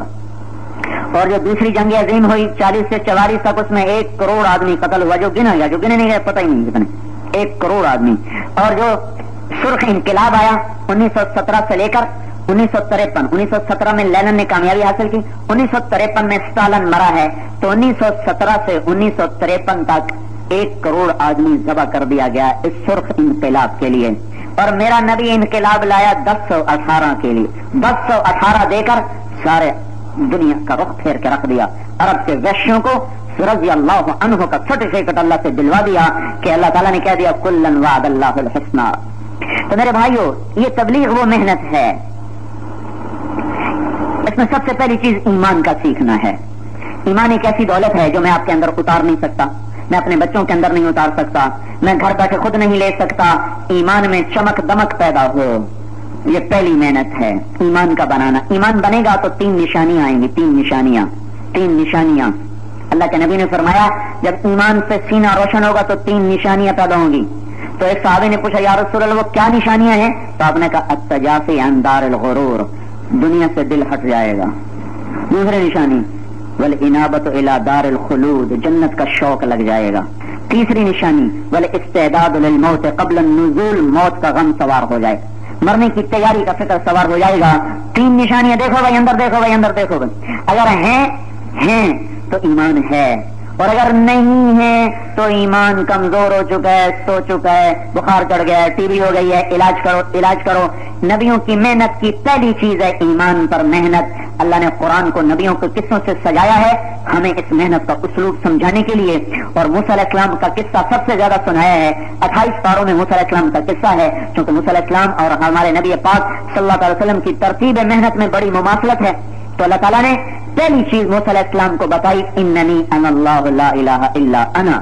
اے میرے نبی، اے میرے کلیم، لا الہ الا اللہ کو اپنا وظیفہ بناؤ، لا الہ الا اللہ کو دل میں اتارو، لا الہ الا اللہ کا سبق سیکھو. یہ تبلیغ کا پہلا نمبر ہے، لا الہ الا اللہ. دوسری محنت کیا سمجھائی؟ فاعبدنی، میری عبادت کرو. وَأَقِمِ الصَّلَاةَ لِذِكْرِي، اور عبادت میں سب سے بڑی چیز نماز ہے تو کہا نماز کو قائم کرو. کیسے نماز پڑھو؟ کہ میری یاد میں. کیسی یاد میں؟ جب کہو اللہ اکبر تو پھر صرف تمہیں اللہ یاد آ رہا ہو، تمہیں اور کوئی یاد نہ آئے، ایسی نماز پڑھو. یہ دوسری محنت. ایمان کی محفلوں میں آتا ہے، ایمان کے بولنے سے آتا ہے، دعوت دینے سے آتا ہے، گھر چھوڑ کر ہجرت کی راہوں میں. اس لیے کہ ایک حدیث میں آتا ہے ای الایمان افضل. ایک صحابی نے پوچھا یا رسول اللہ سب سے بہترین ایمان کیا ہے؟ تو آپ نے کہا ہجرت. ہجرت سب سے بہترین ایمان ہے کہ ہجرت سے ایمان چمکتا ہے، دمکتا ہے. دوسری چیز نماز ہے. نماز جب زندہ ہوتی ہے، نماز جب زندہ ہوتی ہے، اور کون سی نماز زندہ ہوتی ہے؟ جس میں اللہ اکبر سے لے کر سلام پھیرنے تک اللہ کے سوا کوئی داخل نہ ہو. یہ نماز کیا کرتی ہے؟ تنہا عن الفحشاء والمنکر. یہ نماز بے حیائی اور برائی سے روک دیتی ہے. آج جتنی کوئی کہتا ہے حکومت نے فحاشی پھیلا دی، حکومت کو گالیاں دیتے، حکومت نے فحاشی پھیلا دی، حکومت نے اوریانی پھیلا دی، حکومت نے یہ کر دیا، حکومت نے وہ کر دیا. میں کہتا ہوں نہیں، حکومت نے نہیں کیا. نماز کوئی نہیں ہے، بے نمازیوں نے فحاشی پھیلا دی، بے نمازیوں نے آوارگی پھیلا دی. بند نہ ہو، عربیاں بند نہ ہو تو تھوڑا سا پانی بھی آگے بہ جائے گا، اور اگر بند ہو تو سیلاب بھی ٹکر مار کے واپس جائے گا، ٹکرا کے واپس جائے گا. نماز کا بند ٹوٹا ہوا ہے، نماز کا بند ٹوٹا ہوا ہے. اس سے بھی زیادہ ٹیلی ویژن فحش ہو جائے، انٹرنیٹ اس سے بھی زیادہ ننگا ہو جائے، اگر یہ امت نمازی ہوگی تو سارا باطل کا یہ سارا یہ جال تار ہو جائے گا اور یہ وار بیکار جائے گا. پر میں کیا کروں؟ نماز ہی ختم ہو چکی ہے، نماز ہی ختم، بند ٹوٹ گیا، پانی آیا، گھروں میں چلا گیا، دفتروں میں چلا گیا، دکانوں میں چلا گیا، بازاروں میں چلا گیا، ایوانوں میں چلا گیا، عدالتوں میں چلا گیا. بند تو بنایا ہوتا. اگر امت نمازی ہوتی تو پھر ساری دنیا ننگی ہو کر ان کو سرے بازار دعوت نظارہ دیتی تو بھی ان کی نظروں کا حیا انہیں کبھی ادھر نہ جانے دے، ان کی نماز انہیں کبھی ادھر نہ جانے دیتی. ہائے حبیب بن عمیر کو پکڑا گیا، تابعین میں سے بڑا خوبصورت سردار. 10 آدمی پکڑ گئے، 9 قتل ہو گئے. یہ ایک رومی نے کہا مجھے غلام بنانے کے لیے دے دو. انہوں نے بنا لیا، غلام بنا لیا. تو اسے کہنے لگے اگر تو عیسائی ہو جائے تو تمہیں بیٹی نکاح میں دے دوں گا، اپنی جاگیر دے دوں گا. وہ فرمانے لگے سارا جہان دے دے تو بھی عیسائی نہیں ہو سکتا ہوں. تو اس نے کہا، اس نے دوسرا وار کیا ہے، دوسرا جو آج چل گیا ہے کیونکہ نماز کوئی نہیں ہے. میری بات سنو، میں بے حیائی کو میں نے کہاں جوڑا ہے؟ میں نے حکومت کے ساتھ نہیں جوڑا، میں نے بے نماز کے ساتھ، نماز کے نہ ہونے سے جوڑا ہے. ان الصلاۃ تنہی عن الفحشاء والمنکر، اس کا مفہوم مخالف یہ بن رہا ہے. اگر نماز نہ ہوگی تو بے حیائی پھیل جائے گی، فحاشی پھیل جائے گی، برائی پھیل جائے گی. اور اگر نماز ہوگی تو ساری دنیا کے دجال کذاب کٹھے ہو کر ہمیں بے حیا بنانا چاہیں گے اور اپنی عورتوں کو ننگا لے کر آ جائیں گے تو بھی کوئی وار کارگر نہ ہوگا. تو اس نے اپنی لڑکی کو کہا اس سے زنا کرواؤ پھر سب کچھ کر لے گا. تو گھر میں شراب رکھی، کھانا رکھا اور لڑکی کو داخل کیا. 3 دن 3 رات وہ لڑکی طواف کرتی رہی اور اس کو برائی کی دعوت دیتی رہی. جب ہر وار بیکار چلا گیا تو تیسرے دن کہنے لگی تو کیا بلا ہے، تو لوہے کا ہے یا پتھر کا ہے؟ نہ تو کھاتا ہے نہ تو دیکھتا ہے. اچھا یہ تو بتا تجھے روکا ہوا کس نے ہے؟ مجھے روکا ہوا، مجھ سے تمہیں کس نے روکا؟ میں تمہیں خود دعوت دے رہا ہوں. ادھر روم کا حسن، ادھر صحرا کی جوانی، کس چیز نے روکا ہے؟ تو انہوں نے فرمایا میرے رب نے مجھے روکا ہوا ہے، مجھے اپنے رب سے حیا ہے. وہ لڑکی کہنے لگی تیرے جیسے کو کبھی قتل نہیں ہونا چاہیے، میں خود تیرے نکالنے کی تدبیر کروں. تو خود اس لڑکی نے رات کو آ کر اس کو پیسے دیے اور کھانا دیا کہ یہ ستارے کو اپنے سیدھے کندھے کے ساتھ رکھنا، چلتے چلے جاؤ، عراق پہنچ جاؤ گے. یہ نماز تھی جس نے اتنی کھلی دعوت کو رد کر دیا. تو آج کا ٹیلی ویژن تو کچھ بھی نہیں ہے، اگر نماز ہوتی تو یہ کچھ بھی نہ کارگر ہوتا. سانپ بجلی میں کرنٹ نہیں ہوتا لیکن اوپر ہم تار چڑھا دیتے، اوپر ہم وہ ربڑ چڑھا دیتے. اب کرنٹ تو جا رہا ہے پر ہمیں اثر نہیں ہو رہا کیونکہ اوپر تار، اوپر ربڑ ہے.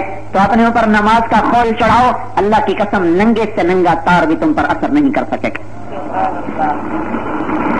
تو یہ تبلیغ کا دوسرا نمبر ہے نماز. نماز اب کوئی حکم دینے سے نماز, اگر حکم دینے سے نماز پڑھی جائے گی تو ایسی پڑھی جائے گی جیسے ایک دفعہ میرے والد صاحب کیونکہ اپنے بستی کے سردار, انہوں نے کہا جب نماز نہیں پڑھنے میں انہوں نے لے کر مارنے. لو جی ساری مسجد نمازیوں سے بھر گئی, لیکن حال ہوئی تھا بے وضو کے نماز, اور رات کو حاضری ہوتی تھی. پھر جو نہیں آتا تھا اس کو مختلف قسم کے اپنے سمجھ سے وہ سزا دیتے تھے. تو ایک دن میرا تایا مرحوم جو تھا, 2 ہی بھائی تھے, میرا باپ تھا, وہ آ کر کہنے لگا میاں لباخ ساری وسطی جڑی ہے گھر چھوڑی جاندی, تو مہربانی کر اپنی نماز آپ پڑھیا کر, تیرے آیا کوئی نہ کیا, نہیں تو سارے جانے. انہوں نے کہا یہ ہم بستی چھوڑتے ہیں کیونکہ ہم ان کو گھر بھی دے, جو ہمارے پاس لوگ رہتے ہیں ان کے ذاتی گھر, ہم ان کو خود گھر بنا کے دے رہے ہیں, اس میں رہتے ہیں. تو انہوں نے کہا جی اسی جانے ہیں, اسی مڈی کٹی جانے ہیں, اسی کسی اور پاس جانے. نماز ذاتی محنت سے آتی ہے, اندر کے ایمان سے. تو یہ دوسرا نمبر ہے جو اللہ نے کہا اقم الصلاۃ لذکری, نماز سے محنت کرو بھائی. تیسری چیز کیا ہے جو موسیٰ علیہ السلام نے جب اللہ نے کہا اذهب الى فرعون انه طغى, یہ تبلیغ کا 6واں نمبر ہے. پھرو, نکلو نکلو نکلو کس چیز کے ساتھ؟ کلمہ اور نماز تو اللہ نے دیا کہ یہ زیور بناؤ. تیسری چیز موسیٰ علیہ السلام نے مانگی, یا اللہ رب اشرح لی صدری ویسر لی امری واحلل عقدۃ من لسانی یفقهوا قولی, یا اللہ پھر مجھے علم عطا فرما, علم باز کرے فقیری, کافر مرے دیوانہ ہو. بہت سنگین خطرات ہیں. کوئی بھی دین کا کام جب علم کے بغیر ہوتا ہے تو گمراہی کے اندھیروں میں گم ہو کے ختم ہو جاتا. ہاں, قرآن و حدیث کی روشنی کے بغیر بھائیوں کوئی دین کا کام نہیں بن سکتا. آج کسی کا الہام کوئی الہام نہیں ہے, میرے اوپر اللہ نے کھول دیا. یاد رکھنا, صرف اللہ نہیں کھولتا, شیطان بھی کھولتا ہے, شیطان بھی کھولتا ہے. اور کیا پتا شیطان نے کھولا کہ اللہ نے کھولا, اس کے لیے قرآن و حدیث کا علم ہے جس کی روشنی میں پرکھا جاتا ہے, جانچا جاتا ہے, تولا جاتا ہے. تو موسیٰ علیہ السلام نے پہلی چیز مانگی, اللہ مجھے علم عطا فرما, مجھے علم تو دے جس سے میں سفر کر سکوں. علم کی حیثیت ماں کی ہے, ماں کی. علم کی حیثیت اصل کی ہے. علم نہیں ہے تو تبلیغ نہیں ہے, علم نہیں ہے تو مدرسہ بھی نہیں ہے, علم نہیں ہے تو معاشرت نہیں ہے, علم نہیں ہے تو سیاست نہیں ہے, تجارت نہیں ہے, اخلاق نہیں ہے. دنیا کا کوئی کام علم کے بغیر نہیں ہو سکتا. اور علم بذات خود اپنی ذات سے قائم ہے کیونکہ یہ اللہ کی صفت ہے. رب اشرح لی صدری, اللہ علم تو عطا فرما, میرا سینہ تو کھول, میرے بھائی کو ساتھی تو بنا. کیوں کہ نسبحک کثیرا ونذکرک کثیرا, ہم تیرا ذکر کریں تو یہ یاد کریں, ایک بات کریں, ایک تصویر پڑھیں. ایک اور بات بھی مانگی کہ اللہ اس کو وہ تقریر اچھی کر لیتا ہے, وہ بیان اچھا کر لیتا ہے. اس سے پتا چلا کہ یہ بھی اللہ کی ایک دی ہوئی نعمت ہے. اور تقریروں سے کچھ نہیں ہوتا. یہ جو ہمارے بیچارے, چونکہ ہمارے تبلیغ میں تو ہر قسم کا مجمع ہے, کتابوں سے دین نہیں پھیلتا, لچھے دار تقریروں سے دین نہیں پھیلتا. تو کس سے پھیلتا کوئی بتاؤ تو, نہ کتابوں سے پھیلتا ہے نہ تقریروں سے پھیلتا, تو کس سے پھیلتا ہے؟ الٹے سیدھی باتوں سے دین پھیلتا. ہیر رانجے کی کتابوں سے دین پھیلتا ہے. بخاری شریف نہ ہوتی تو دین ہوتا, قرآن نہ ہوتا تو دین ہوتا, مسلم نہ ہوتی, نسائی نہ ہوتی, ابن ماجہ نہ ہوتی, اور ابو داؤد کی کتابیں نہ ہوتی, ابن حبان نہ ہوتا, موطئ نہ ہوتی تو دین ہوتا. کتاب نہ ہوتی تو ہم گمراہ ہو جاتے. دعائیں دو ان کو جو چٹائیوں پہ بیٹھ کے ساری رات دیے کے لو میں بیٹھ کر کتابیں لکھتے لکھتے مر گئے. اور آج ہم تک ان کا علم موجود, زندہ سلامت تابندہ. تو اللہ تعالیٰ کہ اللہ وہ بات اچھی کرتا ہے. لیکن ایک بات بھی میں بتاؤں, اللہ کو بھی تو پتا تھا کہ بات ہارون اچھی کرتا ہے, پھر نبی موسیٰ کو کیوں بنایا؟ ان کی تو زبان میں لکنت, اور وہ بڑے فصیح و بلیغ, تو اللہ شروع سے ہارون کو نبی بناتا تاکہ یہ مسئلہ ہی نہ پیش آتا. تو اللہ تعالیٰ نے یہ بات سمجھائی ہے کہ یہ سبب ہے, بنیاد نہیں ہے. یہ سبب ہے, بنیاد نہیں ہے. سبب کا بھی انکار کرنا نادانی اور جہالت ہے. اللہ نے جس کی زبان میں لکنت تھی کہ تو میرا کلیم, تو میرا رسول, تو یہ بات سمجھائی کہ ہمارا انتخاب ہے. اس کے اور اسباب ہیں. کیا کیا اسباب تھے جو موسیٰ علیہ السلام میں تھے, ہارون علیہ السلام میں نہ تھے, تو اللہ ہی جانتا ہے. لیکن جب انہوں نے کہا ہارون میرا ساتھی بنا دے, تو اس سے پتا چلا کہ سلیقے سے بات کرنا ایک سبب ہے, بنیاد نہیں, سبب ہے. اور سبب کا انکار تو نادانی ہے. اسباب کی دنیا ہے, اسباب کی رعایت کر کے چلنا ہے, تو نہ بالکل انکار ہے نہ اس پہ بنیاد ہے. وکان بین ذالک قواما, اس کے درمیان میں چلنا یہ عقل مندی, دانش مندی اور دانائی کی بات ہے. تو انہوں نے کہا اللہ وہ بات اچھی کرتا ہے, اسے میرا ساتھی بنا دے, ہم دونوں مل کے جائیں گے. جب اللہ نے کہا چلو میں نے ساتھی بنا دیا, تیرا سینہ کھول دیا, تو اللہ تعالیٰ نے چوتھی بات عطا فرمائی, وہ ہے قولا لہ قولا لینا لعلہ یتذکر او یخشی. دیکھو موسیٰ ہارون, بات اچھے اخلاق سے, نرمی سے کرنا, نرمی سے بات کرنا. یہ چوتھا نمبر ہے تبلیغ کا, اکرام مسلم, محبت, اخلاق, مودت, حسن اخلاق, اس کی الگ مشق کرنا. یہ چار بنیادیں ہیں جس پر یہ تبلیغ کے کام چلتا ہے, جس پر انسانیت کو ہدایت ملتی ہے. اخلاق سیکھنا, علم کو حاصل کرنا، عبادت کو قائم کرنا، ایمانیات کو قائم کرنا. اب ان میں سے کوئی ایک چیز بھی ایسی نہیں جو میں چھو کروں اور ہو جائے، یا میں کہوں بن جا اور وہ بن جائے. اخلاق سیکھنے پڑتے ہیں، بلکہ ایمان تو بنیاد ہے. اس کے بعد جتنے اعمال ہیں ان میں سب سے مشکل عمل اچھے اخلاق ہے، کیونکہ اچھے اخلاق 24 گھنٹے کی ڈیمانڈ ہے. نماز 1.5-2 گھنٹے کی ڈیمانڈ ہے. روزہ مہینے میں 30 دن اور سال میں صرف 30 دن. مہینے کے 30 دن ہے، سال میں صرف ایک دفعہ 30 دن کی ڈیمانڈ ہے. زکوٰۃ مالداروں سے مطالبہ ہے، سال میں ایک دفعہ. حج زندگی میں ایک دفعہ مطالبہ ہے. اخلاق کا مطالبہ 24 گھنٹے ہے. رفتار ٹھیک کرو تو اس کا مطالبہ بڑا مشکل ہے، کیونکہ اس میں اپنے آپ سے لڑنا پڑتا ہے، اور آدمی اوروں سے تو لڑ لیتا ہے، اپنے آپ سے لڑنا مشکل ہوتا ہے. اس لیے اللہ کے نبی نے قیمت بڑھا دی. مشکل کام کی تنخواہ بڑھا دی جاتی ہے تو میرے نبی نے قیمت بڑھائی. آپ نے کہا جو اپنے اخلاق اچھے کر لے میں ضامن ہوں جنت الفردوس میں گھر لے کے دوں گا. پھر آپ نے فرمایا ایک آدمی ساری رات تہجد پڑھے، 1 منٹ نہ سوئے، ساری زندگی روزے رکھے، ایک دن میں افطار نہ کرے، ایسے زندگی گزار دے 70 سال 60 سال. ایسے تو 1 سال گزارنا ناممکن ہے، مشکل ہے، لیکن ہمارے نبی نے کہا جو ایسی عبادت لے کر آئے گا کہ رات کی تہجد، ایک پل کا سونا نہیں، دن کے روزے، ایک دن کا افطار نہیں ہے، تو میری خوشخبری سنو اچھے اخلاق والے کا درجہ اس سے بھی اونچا ہوگا. کیونکہ اخلاق میں آدمی پس کے رہ جاتا، ٹوٹے ٹوٹے ہو جاتے، ٹکڑے ٹکڑے ہو جاتے. زبان کے نشتر اندر اندر اندر میں اتر کر اسے پارا پارا کر دیتے ہیں، پھر بھی مسکرانا، پھر بھی گلے لگانا، او بڑا مشکل کام ہے. میں نے دیکھا، اپنے نفس سے کہو ساری رات قرآن پڑھو، کہے گا تیار پڑھوں گا. اسی سے کہو وہ جس نے تمہیں گالی دی تھی نا، اس کو ذرا ایک سلام تو کر دو، کہے گا ایک قرآن اور پڑھا لے، سلام میں کوئی نہیں کرنا. ایک قرآن اور پڑھا لو، سلام میں کوئی نہیں کرنا. پیدل حج کرنے کو تیار، بالکل تیار. پڑوس میں بیمار ہو گیا ہے آدمی، پر اس کو گالیاں بھی دیتا ہے، اس کے ساتھ برائی بھی کرتا ہے، اور کہتا اس کو تو پوچھنے چلا جا، اور تیری پچھلی گلی میں ہے، کہے گا ایک حج اور کرا لا، انہوں پوچھنے میں کوئی نہیں جاؤں. بہت گراں ہیں اچھے اخلاق طبیعت پر، اس لیے لیکن کا معاوضہ بڑھا دیا. تو بھائی تبلیغ کی محنت یہ کوئی صرف بستر اٹھا کے جانے کا نام نہیں، یہ مرکز بنانے کا نام نہیں، یہ سارے اس کے اسباب، وسائل، ذرائع ہیں. تبلیغ ایک جہد ہے جس میں ایمان کو سیکھنا، عبادات کو سیکھنا، اخلاق کو سیکھنا، علم کو سیکھنا. پھر یہ ساری محنت تب محنت بنے گی جب اس میں اللہ کی رضا کا جذبہ ہوگا. وہ بھی موسیٰ علیہ السلام کے قصے میں ہے، جب اللہ تعالیٰ نے سب کچھ کر کے بلایا کہ آؤ تورات دوں، تو دوڑ کے آئے. اللہ نے پوچھا دوڑے کیوں ہو؟ کہے تاربا تاکہ تو خوش ہو جائے، تو راضی ہو جائے. تو میری دوڑ، میری بھاگ، میرا بول، میری نشست، میری برخاست، میری خلوت، میری جرت، میرا قیام، میرا قعود، میرا روزہ، میری تبلیغ، اس سب میں کیا چاہتا ہوں میں؟ یا اللہ تو راضی ہو جائے. پھر تو یہ دین ہے. اور اگر اس سے میں عزت اور دولت اور شہرت اور وجاہت کا طلبگار ہوں، پھر یہ سب کچھ دنیا بن جائے گا. پھر ریاکاروں سے جہنم میں ایسی بدبو اٹھے گی کہ زانیوں میں بھی وہ بدبو نہیں ہوگی جو ریاکاروں میں بدبو ہوگی. اور کہیں گے تم کیا بلا ہو، تم کیا بلا ہو، تم کیا مصیبت ہو، تمہارے آنے سے ہم پہلے دکھی ہیں اور دکھی ہو گئے. اور ہے ان کے ساتھ وہ ہوگا جو کسی کے ساتھ نہیں ہوگا، جو دین کی شکل میں دنیا کماتے رہے. اللہ کہے گا آؤ بھائی ان کو جنت میں لے جاؤ. وہ بڑے خوش کو جا رہے. جب جنت کے دروازے پر پہنچیں گے اور جنت کو دیکھ لیں گے اور کہیں گے بس آگے منزل، اللہ کہے گا واپس ڈالو جہنم میں. او ان سب سے زیادہ حسرت ان کو ہوگی. کہیں گے میرے مولا دوزخ میں ڈالنا تھا تو جنت دکھائی کیوں؟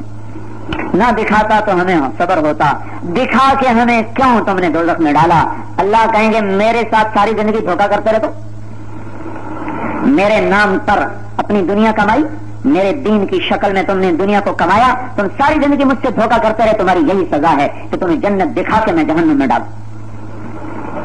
تو بھائیو یہ ساری شکل دین بنتی ہے جب اس میں اخلاص ہو. ان اعمال کو کرنا، ان کی فضائیں بنانا، پھر اس کو لے کر دنیا میں پھرنا، یہ تبلیغ کا کام ہے.